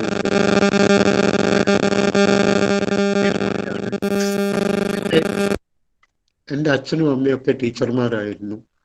അവരിൽ നിന്ന് സ്വാധീനം ഉൾക്കൊണ്ടുകൊണ്ടാണ് ഞാനും ഒരു ടീച്ചറാകാൻ ആഗ്രഹിച്ചത് എന്ന് വേണമെങ്കിൽ പറയാം. സർ, എനിക്ക് കുട്ടികളെ പഠിപ്പിക്കുന്നത് പണ്ട് മുതലേ നല്ല ഇഷ്ടമുള്ള കാര്യമാണ് എന്ന് പറയാം. അതല്ലെങ്കിൽ അധ്യാപന വൃത്തിയേക്കാൾ മഹത്തരമായ മറ്റെന്തുണ്ട് സർ സമൂഹത്തിൽ? അതാണ് എന്നെ അധ്യാപക വൃത്തിയിലേക്ക് കടക്കാനുള്ള കാരണമായിട്ട് എനിക്ക് തോന്നുന്നത്. അതല്ലെങ്കിൽ സമൂഹത്തിൽ പിന്നോക്കം നിൽക്കുന്ന കുട്ടികൾക്ക് വിദ്യ പറഞ്ഞു കൊടുക്കുന്നതിനേക്കാൾ മഹത്തരമായ മറ്റെന്തൊരു കർമ്മമുണ്ട് ഈ മനുഷ്യ ജീവിതത്തിൽ നമുക്ക് നിർവഹിക്കാൻ? വിദ്യാധനം സർവ്വധനാൽ പ്രധാനം എന്നല്ലേ? അധ്യാപക വൃത്തിയോടൊപ്പം മറ്റു പല വൃത്തികളും കൂടി സമൂഹത്തിൽ ചെയ്യുന്നതോടുകൂടി കൂടുതൽ അംഗീകാരം സമൂഹത്തിൽ അധ്യാപകന് ലഭിക്കുന്നു. അധ്യാപകന് സമൂഹത്തിൽ അന്യതയും മാന്യതയും അംഗീകാരവും ലഭിക്കുന്ന ഒരു ജോലിയാണ്. ഇങ്ങനെയുള്ള കുറേ ഉത്തരങ്ങൾ. പക്ഷേ ഈ ഉത്തരങ്ങൾക്കൊന്നും നിങ്ങൾക്ക് മാർക്ക് കിട്ടില്ല എന്ന് ആദ്യം മനസ്സിലാക്കുക. നിങ്ങൾ പറഞ്ഞു ഞാൻ ഈ ഉത്തരങ്ങളൊക്കെ പറഞ്ഞത്, ഞാൻ ഈ ഉത്തര പറഞ്ഞത്, പക്ഷെ നിങ്ങളൊന്നും പറഞ്ഞത് ഉത്തരങ്ങളല്ല, നിങ്ങൾ എന്തൊക്കെയോ പറഞ്ഞു. അത് പറച്ചലുകളാണ്. ഞാൻ നേരത്തെ പറഞ്ഞ പോലെ പറച്ചലുകളെ ഉത്തരങ്ങളാക്കി മാറ്റാൻ നമുക്ക് സാധിക്കണം. പറഞ്ഞാൽ പോരാ, ഉത്തരങ്ങളായി അത് കൺവേർട്ട് ചെയ്യാൻ വേണ്ടി പറ്റണം. അപ്പൊ ഈ ഉത്തരത്തിൽ ഓരോന്നിലെയും പോരായ്മ നോക്കൂ. ഈ പറഞ്ഞതൊന്നും തെറ്റാണെന്ന് ഞാൻ പറയുന്നില്ല. ഉദാഹരണത്തിന് നിങ്ങൾക്ക് കുട്ടികളെ ഇഷ്ടമാണ്, ശരിയാണ്, നിങ്ങൾക്ക് കുട്ടികളെ ഇഷ്ടമാണ്, അല്ല എന്ന് പറയാൻ എനിക്ക് എന്താ അധികാരമുള്ളൂ? ഒന്നുമില്ല, നിങ്ങൾക്ക് കുട്ടികളെ ഇഷ്ടമാണ്. കുട്ടികളെ പഠിപ്പിക്കുന്നതിനേക്കാൾ മെച്ചപ്പെട്ട മറ്റെന്തുണ്ട് സമൂഹത്തിൽ എന്ന് നിങ്ങൾക്ക് അഭിപ്രായം ഉണ്ടെങ്കിൽ ആ അഭിപ്രായത്തോട് എനിക്ക് വിയോജിക്കാൻ പറ്റില്ല. നിങ്ങൾ പറയുന്നു കുട്ടികളെ പഠിപ്പിക്കുന്നത് കുറെ കൂടെ മഹത്തരമായ കാര്യം തന്നെയാണ്. പിന്നെയോ, കുട്ടികൾക്ക് വിദ്യ പറഞ്ഞു കൊടുക്കുന്നതിനേക്കാൾ മഹനീയമായ മറ്റെന്തുണ്ട് എന്ന് ചോദിച്ചാലും ശരിയാണ്, നല്ല കാര്യം തന്നെയാണ്. എൻ്റെ അച്ഛനും അമ്മമാരൊക്കെ ടീച്ചർമാരായിരുന്നു. അവരിന്ന് സ്വാധീനം ഉൾക്കൊണ്ടുകൊണ്ടായിരുന്നു ഞാൻ പഠിപ്പിച്ചത്. പിന്നെ ഇവിടെ പറഞ്ഞു എന്നെ എൻ്റെ ക്ലാസ്സിൽ പഠിപ്പിച്ച അധ്യാപകരിൽ നിന്ന് സ്വാധീനം ഉൾക്കൊണ്ടാണ് ഞാനൊരു ടീച്ചറാകാൻ ആഗ്രഹിച്ചത്. ഈ അവസാനം നമ്മുടെ ഒരു കാൻഡിഡേറ്റ് പറഞ്ഞൊരു ഉത്തരം വളരെ ശരിയാണ്. ബാക്കി ഈ പറഞ്ഞ ഉത്തരങ്ങളൊക്കെ വസ്തുതാപരമായി ശരിയാണെങ്കിലും അഭികാമ്യമായിട്ടുള്ള ഉത്തരമല്ല, നിങ്ങളുടെ വീക്ഷണം പ്രകടിപ്പിക്കുന്ന ഉത്തരമല്ല. മനസ്സിലായില്ലേ? അപ്പോ ഈ ചോദ്യത്തിൽ കൂടി നമ്മുടെ ചോദ്യകർത്താക്കൾ എന്താ ആഗ്രഹിക്കുന്നത്? നിങ്ങൾ ഒരു ജോലി തിരഞ്ഞെടുക്കുന്നതിൻ്റെ പിന്നിൽ നിങ്ങളെ പ്രേരിപ്പിക്കുന്ന ഘടകം എന്താണ്, പ്രേരക ശക്തി എന്താണ്, അതിൻ്റെ ചാലക ശക്തി എന്താണ്, അതിൻ്റെ മോട്ടിവേഷൻ എന്താണ്, അതിൻ്റെ ഡയനാമിക്സ് എന്താണ്? നിങ്ങൾക്ക് എന്തും ചെയ്യാം, പക്ഷേ what are the dynamic motivating factor behind it? അത് ശരിയാണെങ്കിൽ നിങ്ങളുടെ എല്ലാ പ്രവൃത്തിയും ശരിയാവും. അപ്പോൾ ഉദാഹരണത്തിന് ഈ ഓരോ ചോദ്യത്തിലെയും ഉത്തരങ്ങൾ തെറ്റാന്ന് പിന്നീട് പറയാം. ശരിയായ ഉത്തരങ്ങൾ എങ്ങനെ പറയാം? സർ, ഞാനാണ് കാൻഡിഡേറ്റ് എങ്കിൽ ഞാൻ ഈ ഉത്തരം പറയുന്ന രീതിയാണ് പറയുന്നത്. സർ, വളരെ സാന്ദർഭികമായിട്ടുള്ള ഒരു ചോദ്യമാണ് സാർ എന്നോട് ചോദിച്ചത്. ആ ചോദ്യത്തെ ഞാൻ അതിൻ്റെതായ രീതിയിൽ ഉൾക്കൊള്ളുന്നു. ഇങ്ങനെ പറയണേ, ഇത് മുഖവുരയാണ്. ഇതെന്താണ്? മുഖവുരയാണ്. മുഖവുര എപ്പോഴും ഉണ്ടാവണം. ഒരു തെയ്യം കിട്ടുന്നതിന് മുമ്പ് തെയ്യത്തിന്റെ ഒരു വെള്ളാട്ടം ഉണ്ടാവും. അപ്പൊ അതാ ഞാൻ നേരത്തെ പറഞ്ഞ പോലെ ഇത് വെള്ളാട്ടാണ്. ശരിക്കുള്ള അരങ്ങേറ്റം കുറച്ച് കഴിഞ്ഞിട്ടേ ഉണ്ടാവും. വെള്ളാട്ടം ചെറിയ തോതിൽ ഇങ്ങനെ കാര്യങ്ങൾ അവതരിപ്പിച്ചങ്ങ് പോകും. തെയ്യം നിറഞ്ഞാട്ടമാണ്. നിറഞ്ഞാട്ടം കഴിഞ്ഞിട്ട് പകർന്നാട്ടം നടത്തും തെയ്യം. അപ്പൊ നിറഞ്ഞാട്ടത്തിലേക്കും പകർന്നാട്ടത്തിലേക്കും കടക്കുന്നതിന് മുമ്പ് ഒരു ചെറിയ വെള്ളാട്ടം, അതായത് ബോർഡിനെ നിങ്ങൾ ഉത്തരത്തിലേക്ക് ഇൻവൈറ്റ് ചെയ്യുക. You are inviting the board to your answer. അതെങ്ങനെ ചെയ്യാൻ പറ്റും നിങ്ങൾക്ക്? ഇങ്ങനെ ചോദ്യത്തിന് ഉത്തരം നൽകുന്നതിന് മുമ്പ് ഈ ഒരു വാക്ക് പറഞ്ഞാൽ മതി. സർ, വളരെ സാന്ദർഭികമായിട്ട് പ്രസക്തമായിട്ടുള്ള ഒരു ചോദ്യമാണ് അങ്ങ് ചോദിച്ചത്. എന്തുകൊണ്ട് ഒരു അധ്യാപകനാകാൻ ആഗ്രഹിക്കുന്നു, അല്ലെങ്കിൽ അധ്യാപക വൃത്തി തിരഞ്ഞെടുക്കാൻ എന്താണ് കാരണം എന്നുള്ളതിന് എനിക്ക് എൻ്റെതായ ഒരുപാട് കാരണങ്ങളുണ്ട് സർ. എല്ലാത്തിലും പുറമെ എന്നെ അങ്ങയുടെ ഈ ചോദ്യം എൻ്റെ കുട്ടിക്കാലത്തേക്ക് നയിച്ചു കൊണ്ടുപോവുകയാണ്. ഞാൻ 5ാം ക്ലാസ്സിൽ പഠിക്കുമ്പോൾ ഉണ്ടാകുന്ന ഒരു പ്രത്യേക ചില സംഭവമാണ് എനിക്കിപ്പോൾ ഓർമ്മ വരുന്നത്. 5ാം ക്ലാസ്സിൽ ഞാൻ പഠിച്ചുകൊണ്ടിരിക്കുമ്പോൾ എനിക്ക് ചില കാര്യങ്ങൾ വായിക്കാനുള്ള ഒരു ചെറിയ ദൗർബല്യം ഉണ്ടായിരുന്നു. വലിയ വായനാ ദൗർബല്യമോ അല്ലെങ്കിൽ ഡിസ്ലെക്സിയ പോലുള്ള ഭാഷാ വൈകല്യ പ്രശ്നങ്ങളൊന്നും ഉണ്ടായിരുന്നില്ല. പക്ഷെ വായിക്കാനുള്ള വൈകല്യം എനിക്കുണ്ടായിരുന്നു. ചില വാക്കുകൾ വിട്ടുപോകാതെ വായിക്കാൻ എനിക്ക് പറ്റുമായിരുന്നില്ല. വായിക്കുമ്പോൾ ഇടയ്ക്കിടയ്ക്ക് ചില സെന്റൻസുകൾ തന്നെ വിട്ടുപോയിരുന്നു. ഇതൊക്കെ എന്നിൽ ഒരുപാട് ആത്മവിശ്വാസം ഇല്ലാതാക്കിയ കാര്യമായിരുന്നു. അത് ഞാൻ ക്ലാസ് മുറിയിൽ ഒറ്റപ്പെടുന്ന രൂപത്തിലേക്ക് വളർന്നു. അപ്പോഴാണ് എന്നെ പഠിപ്പിച്ചുകൊണ്ടിരിക്കുന്ന എൻ്റെ ലക്ഷ്മി ടീച്ചർ എൻ്റെ അടുത്ത് വന്ന് ഈ കാര്യം അന്വേഷിച്ചത്, എന്നെ കൂട്ടി അവരുടെ സ്റ്റാഫ് റൂമിലേക്ക് പോയത്. എന്നോട് എൻ്റെ പ്രശ്നങ്ങൾ അവർ ചോദിച്ച് മനസ്സിലാക്കി. അപ്പോൾ ഞാൻ പറഞ്ഞു ഇന്നതൊക്കെയാണ് കാര്യങ്ങളെന്ന്. ടീച്ചർ എനിക്ക് ചെറിയ ചെറിയ പുസ്തകങ്ങൾ വായിക്കാൻ തന്നു. ചെറിയ ചിത്രകഥകൾ, ചെറിയ പുസ്തകങ്ങൾ, ഇതൊക്കെ വായിക്കാൻ തന്നു. ഞാനത് ടീച്ചറുടെ മുമ്പാകെ വായിച്ചു. ടീച്ചർ എന്നെ അവരുടെ ഒപ്പം ചേർത്തിരുത്തിക്കൊണ്ട് ഞാനും ടീച്ചറും കൂടി ഒരേ പുസ്തകം വായിക്കാൻ തുടങ്ങി. അപ്പോൾ എനിക്ക് വളരെയധികം ആത്മവിശ്വാസം ഉണ്ടായി. ടീച്ചർ എന്നെ പിന്നീട് ക്ലാസ്സിലേക്ക് കൊണ്ടുപോയി മറ്റു കുട്ടികളുടെ മുന്നിൽ വെച്ച് വായിക്കാൻ എന്നെ പ്രേരിപ്പിച്ചു. ഫലപ്രദമായിട്ട് എനിക്ക് വായിക്കാൻ പറ്റി. നേരത്തെയുള്ള തെറ്റുകളൊന്നും എനിക്കിപ്പോൾ സംഭവിച്ചിരുന്നില്ല. ഈ വായന എന്നെ വായനാശീലത്തിലേക്ക് നയിച്ചു. അപ്പം ഞങ്ങൾ കുറച്ച് പേർ കൂടി ലൈബ്രറിയിലേക്ക് പോയി കഥാപുസ്തകങ്ങളും കവിതാ പുസ്തകങ്ങളും ചിത്രരചനാ പുസ്തകങ്ങളും ചിത്രപുസ്തകങ്ങളൊക്കെ വായിക്കാൻ തുടങ്ങി. അങ്ങനെ എൻ്റെ വായന ദൗർബല്യം ഇല്ലാതാവുകയും മെല്ലെ മെല്ലെ എൻ്റെ വായന മറ്റു മേഖലകളിലേക്ക് തിരികുകയും ചെയ്തു. ഇത് വളരെ പ്രധാനപ്പെട്ട ഒരു നേട്ടമായിട്ടാണ് സർ ഞാൻ കാണുന്നത്. എന്നാൽ ഈ നേട്ടത്തിന് എന്നെ സഹായിച്ചത് എൻ്റെ മലയാളം ടീച്ചറായിരുന്ന ലക്ഷ്മി ടീച്ചറായിരുന്നു. ആ ടീച്ചറുടെ സാന്നിധ്യവും സ്വാധീനവും കൊണ്ടാണ് പിന്നീട് ഞാൻ എന്തെങ്കിലും ഒരു ജോലി സ്വീകരിക്കുകയാണെങ്കിൽ അത് ഇത്തരത്തിലുള്ള ജോലിയായിരിക്കുമെന്ന് ഞാൻ പണ്ട് മുതലേ തീരുമാനിച്ചത്. ആ തീരുമാനത്തിന് വേണ്ടി തന്നെയാണ് സർ ഞാൻ ഇപ്പോഴും പ്രവർത്തിക്കുന്നതും. ഞാൻ ഇന്ന് ഈ LP UP ഇന്റർവ്യൂ നേരിടുന്നതും ആ ആത്മവിശ്വാസത്തിന്റെ ബലത്തിലാണ് സർ. ഇങ്ങനെ പറഞ്ഞാല് പറയൂ, ഇങ്ങനെ പറഞ്ഞാല്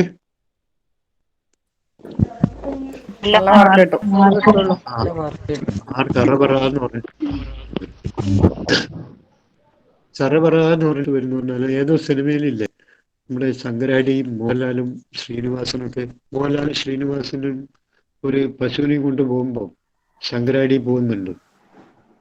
ശങ്കരാടി പറയാണ് ഇച്ചിരി കടലപ്പിണ്ണാക്ക്, ഇച്ചിരി തേങ്ങാപ്പിണ്ണാക്ക്, കുറച്ച് കാടി വെള്ളം ഒക്കെ കൊടുത്തു കഴിച്ചാൽ പാലിങ്ങനെ നാടോടിക്കാറ്റ്. അതെ, അതുപോലെ ഈ ഉത്തരങ്ങൾ ഇങ്ങനെ പറഞ്ഞാൽ സർവറാന്ന് പറഞ്ഞിട്ട് വരും.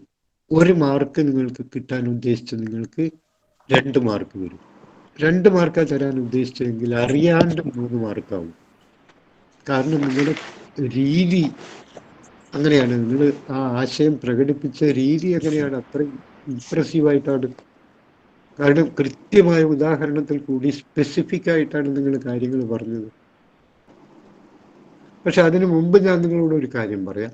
ഇങ്ങനെയുള്ള ഉത്തരങ്ങൾ പറയുമ്പോൾ ഇത് കൃത്രിമമായിട്ടുണ്ടാക്കിയ ഉത്തരാണെന്ന് അവർക്ക് തോന്നരുത്. ഓക്കെ, അതിനുവേണ്ടി നിങ്ങൾ വളരെയധികം ഹോംവർക്ക് ചെയ്യണം. ഈ ചോദ്യം എല്ലാവരോടും ചോദിക്കും. അപ്പൊ നിങ്ങൾക്ക് എല്ലാവരും ഈ ഉത്തരം തന്നെ, ഞാൻ പഠിപ്പിച്ച ആൾ മുഴുവൻ ഈ ഉത്തരം തന്നെ പറയുന്നു. ഓരോ ആളും ഓരോ ആളുടെ ഷൂട്ട് ചെയ്യുന്ന വിധത്തിലുള്ള ചില അനുഭവങ്ങൾ ഉണ്ടാക്കിയെടുക്കുക. അതൊക്കെ ആലോചന ഇമ്പോർട്ടൻ്റ്. രാത്രി കിടക്കുമ്പോൾ ചെയ്യേണ്ട അതാണ്. ഈ ചോദ്യത്തിൽ ഞാൻ എൻ്റെതായ രീതിയിലുള്ള ഒരു പ്രത്യേക ഇൻസിഡന്റ് എങ്ങനെ ഉണ്ടാക്കിയെടുക്കാം എന്ന് കരുതി എന്ന് ചിന്തിച്ചിട്ട് ഒരു ഇൻസിഡന്റ് നിങ്ങൾ ഉണ്ടാക്കിയെടുക്കാം.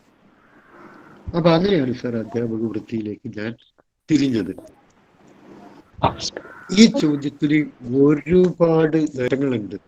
നിങ്ങൾ എന്തൊക്കെ ഈ ചോദ്യത്തിൽ കൂടി നേടിയതെന്ന് അറിയോ? ഒരു മാർക്ക് അധികം നേടുകയല്ല ചെയ്തത്. ബോർഡിന് നിങ്ങളെ കുറിച്ച് എന്തൊക്കെ ധാരണയായി? അതായത് നിങ്ങൾക്കുണ്ടായ ഒരു ദോഷമാണ് വായനാ ദൗർബല്യം. വലിയ വൈകല്യമല്ല, വായനാ ദൗർബല്യം. അത് നിങ്ങൾ സത്യസന്ധമായി അംഗീകരിക്കാൻ തയ്യാറായി.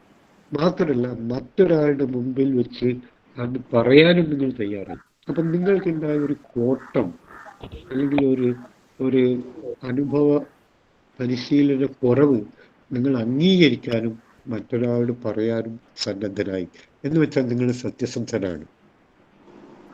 സത്യസന്ധനല്ലാത്ത ഒരാൾക്ക് തൻ്റെ ഈ കോട്ടം അംഗീകരിച്ച് പറയാൻ പറ്റില്ല. അപ്പൊ നിങ്ങൾ സത്യസന്ധനായെന്ന് ബോർഡിന് മനസ്സിലായി. ബോർഡിന് ഇപ്പോൾ ആവശ്യമുള്ള കാര്യമാണ്. ഒരു കള്ളനെയും ഒരു സത്യസന്ധനയും ഉണ്ടായാൽ ആരെ ആവശ്യം? സത്യസന്ധന്. 2, നിങ്ങളുടെ വായനാ ദൗർബല്യം മനസ്സിലാക്കി നിങ്ങളെ സഹായിക്കാൻ മുന്നോട്ട് വന്ന ലക്ഷ്മി ടീച്ചർ ഉണ്ടല്ലോ, ആ ലക്ഷ്മി ടീച്ചറെ നിങ്ങൾ അംഗീകരിക്കുകയും ബഹുമാനിക്കുകയും ചെയ്തു. ഫലത്തില് നിങ്ങൾ നല്ല വൈകാരിക ബുദ്ധി പുലർത്തുന്ന ഒരു ആളാണെന്ന് ബോർഡിന് മനസ്സിലായി. നല്ല ഇമോഷണൽ ഇന്റലിജൻസ് പുലർത്തുന്ന ഒരാൾക്ക് മറ്റൊരാൾ പറയുന്ന കാര്യം അംഗീകരിക്കാനും ബഹുമാനിക്കാനും ഉൾക്കൊള്ളാനും പ്രാവർത്തികമാക്കാനും പറ്റും.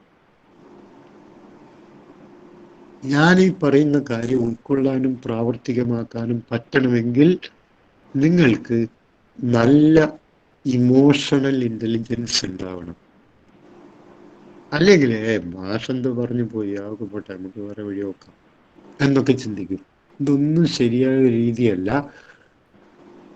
നല്ല കാര്യങ്ങൾ ആര് പറഞ്ഞു തന്നു കഴിഞ്ഞാലും അതിന് ഉൾക്കൊള്ളാനും ക്ഷമയോടെ കേൾക്കാനും അംഗീകരിക്കാനും പ്രാവർത്തികമാക്കാനുമുള്ള കഴിവിൻ്റെ പേരാണ് ഇമോഷണൽ ഇന്റലിജൻസ്. നമ്മുടെ ഡാനിയൽ ഗോൾമാൻ ഒക്കെ പറഞ്ഞതുപോലുള്ള ഇമോഷണൽ ഇന്റലിജൻസ്. സോ ബോർഡിന് മനസ്സിലായി നിങ്ങൾ ഇമോഷണൽ ഇന്റലിജൻസ്, നല്ല വൈകാരിക ബുദ്ധിയുള്ള ഒരാളാണ്. അല്ലെങ്കിൽ നിങ്ങൾ ലക്ഷ്മി ടീച്ചർ പറയുന്ന കാര്യം ശ്രദ്ധിക്കാതെ പോവായിരുന്നു. അതാണ്.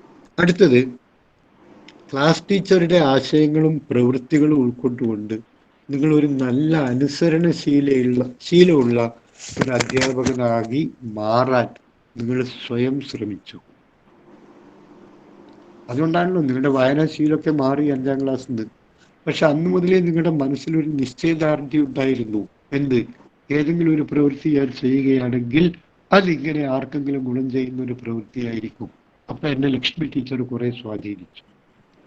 അതായത് ലക്ഷ്മി ടീച്ചറെ നിരീക്ഷിക്കുകയും അവരുടെ സാമൂഹ്യ പഠനത്തിന് തയ്യാറാവുകയും ചെയ്തു. അപ്പൊ നിങ്ങൾ ഒരു നിരീക്ഷണ പഠനത്തിന് സഹായം ചെയ്യുന്ന ഒരാളാണ്. ഈ നിരീക്ഷണ പഠനം എന്നൊക്കെ പറഞ്ഞാൽ വൈഗോട്സ്കി ഒക്കെ പറഞ്ഞ പോലുള്ള ഒബ്സർവേഷണൽ ലേണിംഗ് ആണ്. സാമൂഹിക പഠനം എന്ന് പറഞ്ഞാൽ ആൽബർട്ട് ബന്ധുരയൊക്കെ പറഞ്ഞ സോഷ്യൽ ലേണിംഗ് ആണ്. അപ്പൊ ലക്ഷ്മി ടീച്ചറെ അനുകരിച്ച് പഠിച്ച് മുന്നേറാൻ നിങ്ങളെ സഹായിച്ച ഒരു ഗുണമുണ്ട്. അത് ഒന്ന് ആൽബർട്ട് ബന്ധുര പറഞ്ഞ സോഷ്യൽ ലേണിംഗ്, രണ്ടാമത് ലീവ് വൈഗോട്സ്കി പറഞ്ഞ ഒബ്സർവേഷണൽ ലേണിംഗ്. അപ്പൊ ഇതിനെ കുറിച്ചൊക്കെ നിങ്ങൾക്ക് അറിയാമെന്ന് ബോർഡിന് മനസ്സിലായി. പിന്നെയോ, ടീച്ചർ നൽകിയ ഈ ചിത്രകഥ, പഠനകഥ, ചെറിയ നോവല്, ചെറിയ കഥാപുസ്തകം, ഇതൊക്കെ വായിച്ചിട്ട് നമ്മൾ നമ്മുടെ വായനാ ദൗർബല്യം എന്നുള്ള ദൗർബല്യം ഇല്ലാതാക്കി. പക്ഷെ അതോടുകൂടി നിന്നില്ല. നിങ്ങൾ പിന്നെ ലൈബ്രറിയിൽ പോയിട്ട് പുതിയ പുസ്തകങ്ങളും പുതിയ കവിതകളും പുതിയ രചനകളും ഒക്കെ വായിച്ച് നിങ്ങളുടെ നിലവിലെ വായനാ ദൗർബല്യം ഇല്ലാതാവുകയും പിന്നെ വായനാ ശേഷി പുതിയ മേഖലയിലേക്ക് പ്രസരിപ്പിക്കുകയും ചെയ്തു. നിങ്ങൾ നല്ല വായന പ്രസരണ ശേഷിയുള്ള ആളാണെന്ന് ബോർഡിന് മനസ്സിലായി.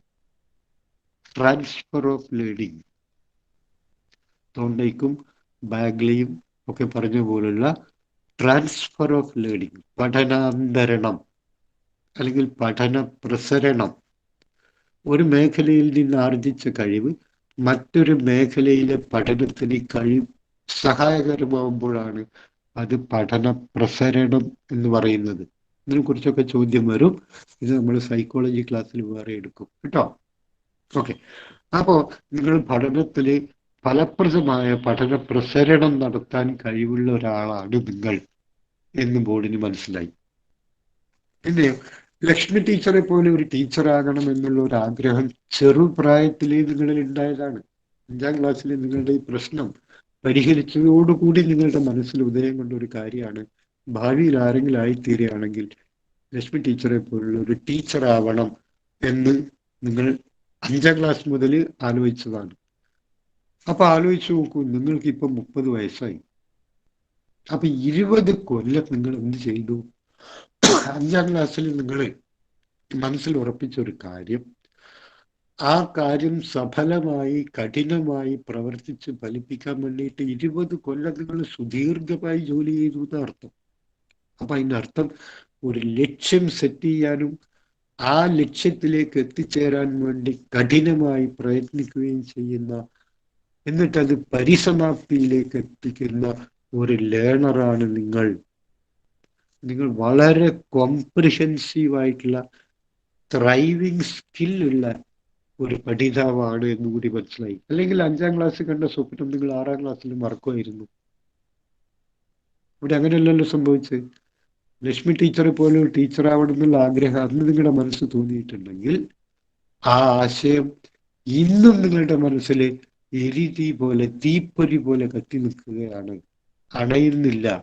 അന്ന് കത്തിച്ച തീയാണ്, അതിൻ്റെ കമ്പ് കത്തിപ്പോയിട്ടുണ്ടെങ്കിലും ആ തീ ഇപ്പോഴും എരിഞ്ഞുകൊണ്ടേയിരിക്കുന്നു. Professor M.N. വിജയൻ മാഷിന്റെ ഒരു പുസ്തകത്തിൽ വായിച്ചതാണ് ഞാൻ. തീ കത്തിക്കാൻ ഉപയോഗിക്കുന്ന കമ്പ് കത്തിക്കഴിഞ്ഞാലും ആ തീ ജ്വലിച്ചുകൊണ്ടേയിരിക്കും. നമ്മളൊരു തീപ്പെട്ടിക്കൊള്ളി എടുത്തിട്ട് ഒരു സാധനത്തെ കത്തിച്ചു, തീപ്പെട്ടിക്കൊള്ളി കത്തിത്തീർന്നു, പക്ഷെ അതുകൊണ്ട് കത്തിച്ച തീ ജ്വലിച്ചുകൊണ്ടേയിരിക്കുകയാണ്. അതേപോലെ 5ാം ക്ലാസ്സിൽ നിങ്ങൾ ഇത് M.N. വിജയൻ മാഷ് ഏതൊരു പുസ്തകത്ത് പറഞ്ഞാൽ, ഞാൻ വായിക്കുമ്പോൾ തന്നെ സ്ട്രൈക്ക് ചെയ്തൊരു വാചകമായതുകൊണ്ട് നിങ്ങളോട് പറഞ്ഞതേ ഉള്ളൂ. അപ്പോൾ കൂടുതലും 5ാം ക്ലാസ്സിൽ നിങ്ങൾ പഠിച്ചൊരു കാര്യം, അന്ന് നിങ്ങളെടുത്തൊരു തീരുമാനം, അത് ഫലപ്രദമായി നിറവേറ്റാൻ നിങ്ങൾക്ക് 25-30 വയസ്സ് വരെ നിങ്ങളത് മനസ്സിൽ കൊണ്ട് നടന്നു. ഇന്നാണ് ആ ഇന്റർവ്യൂ എന്ന്. അപ്പം നിങ്ങൾ സ്ഥിരോത്സാഹിയായ മനുഷ്യനാണ്, ദൃഢനിശ്ചയമുള്ള മനുഷ്യനാണ്. പിന്നെ ഒരു ആശയം മനസ്സിലാക്കി ഒരു ലക്ഷ്യം വെച്ച് കഴിഞ്ഞാൽ അതതിൻ്റെ പരിസമാപ്തി വരെ കൊണ്ടെത്തിക്കാൻ നിങ്ങൾക്ക് പറ്റും എന്ന് മനസ്സിലായി. അപ്പം നല്ല ടീച്ചറുടെ ഗുണമാണ് അതൊക്കെ. ഏതെങ്കിലും ഒരു കുട്ടിക്ക് മോശം പെർഫോമൻസ് ആണെങ്കിൽ ആ കുട്ടിയെ നന്നാക്കി എടുത്തേ നിങ്ങൾ അടങ്ങൂ എന്നാണ് നിങ്ങളുടെ ഈ സ്വഭാവത്തിന് വെളിവാകുന്നത്. ഇങ്ങനെയൊക്കെയാണ് ടീച്ചിങ് ആപ്റ്റിറ്റ്യൂഡിൻ്റെ ഇന്റർവ്യൂ വരിക. പക്ഷെ മറ്റു പറഞ്ഞ ചോദ്യങ്ങൾക്കൊക്കെ ഒരുപാട് ന്യൂനതയുണ്ട്. കുട്ടികളെ എനിക്കിഷ്ടമാണ്, എൻ്റെ അച്ഛനമ്മമാരൊക്കെ അധ്യാപകരായിരുന്നു, ഈ ചോദ്യങ്ങൾക്കൊക്കെ അതിൻ്റെതായ ന്യൂനതകളുണ്ട്. അപ്പം അങ്ങനെയാണ് ശരിയുത്തരം ഏതാണ് തെറ്റുത്തരം ഏതാണ് എന്ന് തീരുമാനിക്കുക. അപ്പം ഞാൻ ഇന്നത്തെ ക്ലാസ്സിലും പറഞ്ഞു, ഒരുപാട് കാര്യങ്ങൾ ഇങ്ങനെ ഡിസ്കസ് ചെയ്യണം. ഓരോ ചോദ്യം എടുത്തിട്ട് അതിൻ്റെ അനുകൂലവും പ്രതികൂലവുമായിട്ടുള്ള കാര്യങ്ങൾ ഡിസ്കസ് ചെയ്യുമ്പോൾ മാത്രമേ ശരിയേത് തെറ്റേത് എന്ന് നിങ്ങൾക്ക് തന്നെ ജഡ്ജ് ചെയ്തെടുക്കാൻ പറ്റും. സോ ഡൈവർജൻ്റ് ആയിട്ടുള്ള തിങ്കിങ് ഉണ്ടാവണം നിങ്ങൾക്ക്. 2 തരത്തിലുള്ള തിങ്കിങ് ഉണ്ട്, ഞാൻ നിങ്ങളോട് പറഞ്ഞു എന്നറിയില്ല. ഒന്ന് ഡൈവർജൻ്റ് തിങ്കിങ്, വിവ്രജന ചിന്ത. പറയൂ, ഡൈവർജൻ്റ് തിങ്കിങ്.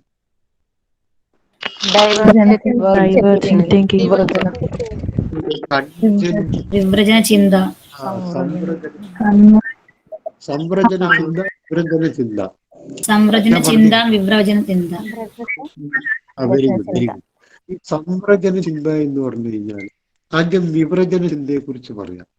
വിവ്രജന ചിന്ത എന്ന് പറഞ്ഞാൽ ഒരു വിഷയത്തെ കുറിച്ച് പല വിധത്തിൽ, പലതരത്തിൽ, പല രീതിയിൽ ചിന്തിക്കുന്നതിനെയാണ് നമ്മൾ വിവ്രജന ചിന്ത എന്ന് പറയുന്നത്. ഇപ്പൊ നിങ്ങൾക്കൊരു കവിത എഴുതണം, ഒരു കണ്ടന്റ് നിങ്ങളുടെ മനസ്സിലുണ്ട്, അതിന് നിങ്ങൾ പലതരത്തിൽ എഴുതും, പല രീതിയിൽ എഴുതും, പല സ്റ്റൈലിൽ എഴുതും, പല ഉദാഹരണങ്ങളിൽ എഴുതും. എന്നിട്ട് ഇപ്പോൾ MT ഒരു സിനിമ ഉണ്ടാക്കുന്നു. എന്നിട്ട് പറഞ്ഞ ഒരു വാക്ക് എനിക്ക് ഓർമ്മയുണ്ട്. ലോകത്തിൽ ഇന്നേ വരെ ഉണ്ടായ സാഹിത്യത്തിൽ ഏറ്റവും കൂടുതൽ എഴുതപ്പെട്ട വിഷയം സ്നേഹത്തെക്കുറിച്ചാണ്. ഈ ലോകത്തിൽ ഇന്നേ വരെ എഴുതപ്പെട്ട സാഹിത്യങ്ങളിൽ ഏറ്റവും കൂടുതൽ പ്രമേയം ആയിട്ടുള്ള വിഷയം സ്നേഹമാണ്. ഇനി അങ്ങോട്ടും ഉണ്ടാവാൻ പോകുന്നത് സ്നേഹത്തെക്കുറിച്ചായിരിക്കും. പക്ഷേ എന്നിട്ടും പുസ്തകങ്ങൾ സ്നേഹത്തെക്കുറിച്ച് പുതിയ പുതിയ പുതിയ പുതിയ പുതിയ രൂപത്തിൽ വരികയാണ്. മീൻസ് ഓരോ ആളും ഓരോ ഡൈവർജൻ്റായ രീതിയിലാണ് അതിനെ സ്വീകരിക്കുന്നത്, അല്ലെ? കൊറോണയെ കുറിച്ച് ഇപ്പം നമ്മൾ നടക്കുന്ന തിങ്കിങ് ഒക്കെ ഡൈവർജൻ്റാണ്, പല രീതിയിലാണ്. ഇനി ഇതിലൊക്കെ നമ്മൾ സ്വരൂപിച്ച് ശരിയേത് എന്ന് കണ്ടെത്തി കഴിഞ്ഞാൽ ഒരു കൺവെർജൻ്റായ ഒരു വാക്സിനിലേക്ക് വരും.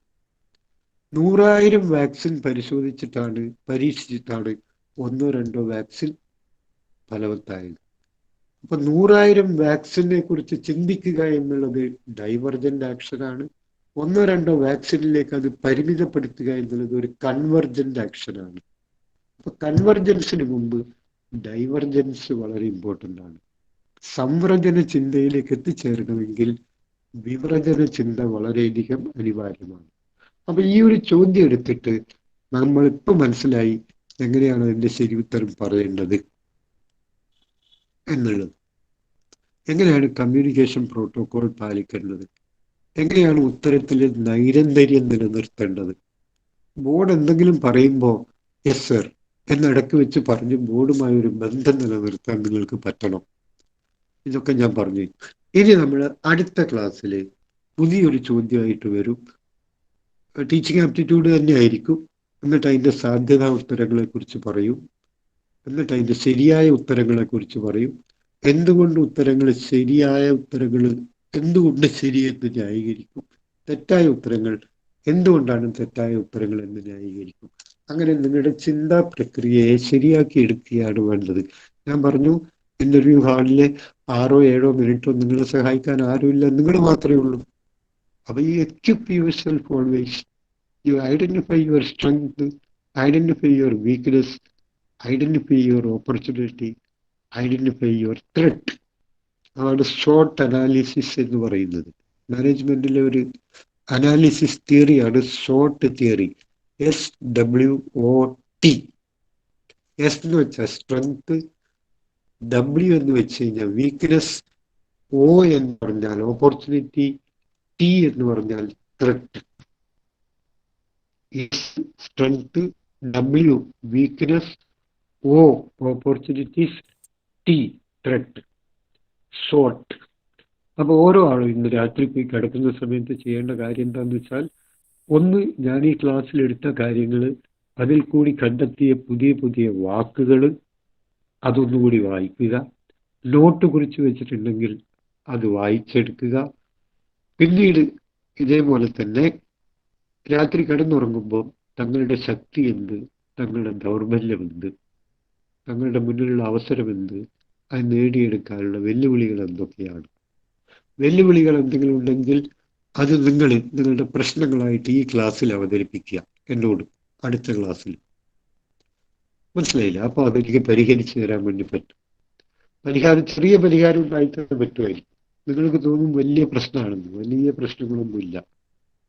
മാർക്ക് കൂടുതൽ കിട്ടാനുള്ള ചെറിയ ചെറിയ മാർഗങ്ങൾ നിങ്ങളെ സഹായിക്കാൻ നിങ്ങളുടെ കയ്യിലുണ്ട്. കാരണം വി ഹാവ് സീൻ അറ്റ്ലീസ്റ്റ് ഒരു 1000 ലക്ഷക്കണക്കിന് ഇതേപോലുള്ള ഉദ്യോഗാർത്ഥികളെ പഠിപ്പിച്ചും പരിശീലിപ്പിച്ചുമുള്ള പരിചയസമ്പത്തൊക്കെ ഉള്ള ആളാണ് നമ്മളൊക്കെ. അതുകൊണ്ട് പേടിക്കൊന്നും വേണ്ട. അവനവൻ്റെ സംശയം എന്താണെന്നുള്ള കാര്യം പറയണം. എപ്പോഴും കമ്മ്യൂണിക്കേറ്റ് ചെയ്തുകൊണ്ടേയിരിക്കണം. പുതിയ പുതിയ ഭാഷാ പദങ്ങൾ ആർജിച്ചെടുക്കാൻ നോക്കണം. ചോദ്യങ്ങൾ സ്വയം നിർമ്മിച്ച് അതിന് സ്വയം ഉത്തരം നൽകാൻ വേണ്ടി ശ്രമിക്കുക. അങ്ങനെയുള്ള മോക്ക് ഇന്റർവ്യൂ സ്വയം നടത്തുക വീട്ടിൽ വെച്ച്. ഓക്കെ. ഇന്റർവ്യൂവിന് മുമ്പാകെയുള്ള കുറേ ദിവസങ്ങളിലൊക്കെ മാനസികമായിട്ടുള്ള സ്റ്റെബിലിറ്റി ഉണ്ടാക്കാൻ വേണ്ടി നോക്കുക. ആരോടും ലഹളക്ക് പോകരുത്, ആരോടും തർക്കിക്കാൻ പോകരുത്. നേരത്തെ തന്നെ ഹാളിലെത്തുക. ഇന്റർവ്യൂവിൻ്റെ അന്ന് ചെയ്യേണ്ട വീട്ടുജോലികളൊക്കെ തലേന്ന് ചെയ്ത് സെറ്റിലായിട്ട് നിൽക്കുക. ഭാര്യയാണെങ്കിൽ ഭർത്താവിനോടോ ഭർത്താവ് ഭാര്യയോടോ ആണെങ്കിൽ അനാവശ്യമായ കലഹത്തിനും വേണ്ടാത്ത ദേഷ്യത്തിലൊന്നും പോകരുത്. സെറ്റിൽഡ് ആയി നിൽക്കുക. So settle your self and perform your self. Okay, എന്തെങ്കിലും സംശയം ഉണ്ടെങ്കിൽ ഇത് നമുക്ക് അടുത്ത ക്ലാസ്സിൽ ഡിസ്കസ് ചെയ്യാം. അടുത്ത ക്ലാസ്സിൽ വീണ്ടും നമ്മൾ ടീച്ചിങ് ആപ്റ്റിറ്റ്യൂഡുമായിട്ട് വരും with a different question. Okay, thank you. Okay, sir. Thank you, sir. Thank you, sir. Thank you. Okay, sir. Thank you, sir. Thank you, sir. Thank you, sir. Thank you, Hasina. Thank you, sir. Thank you, sir. അന്യ Thank you, sir. പ്രശ്നങ്ങളൊന്നും ഇല്ലെങ്കിൽ നമുക്ക് മുഖാമുഖം തന്നെ പറഞ്ഞ് നല്ല result ഉണ്ടാക്കാമായിരുന്നു.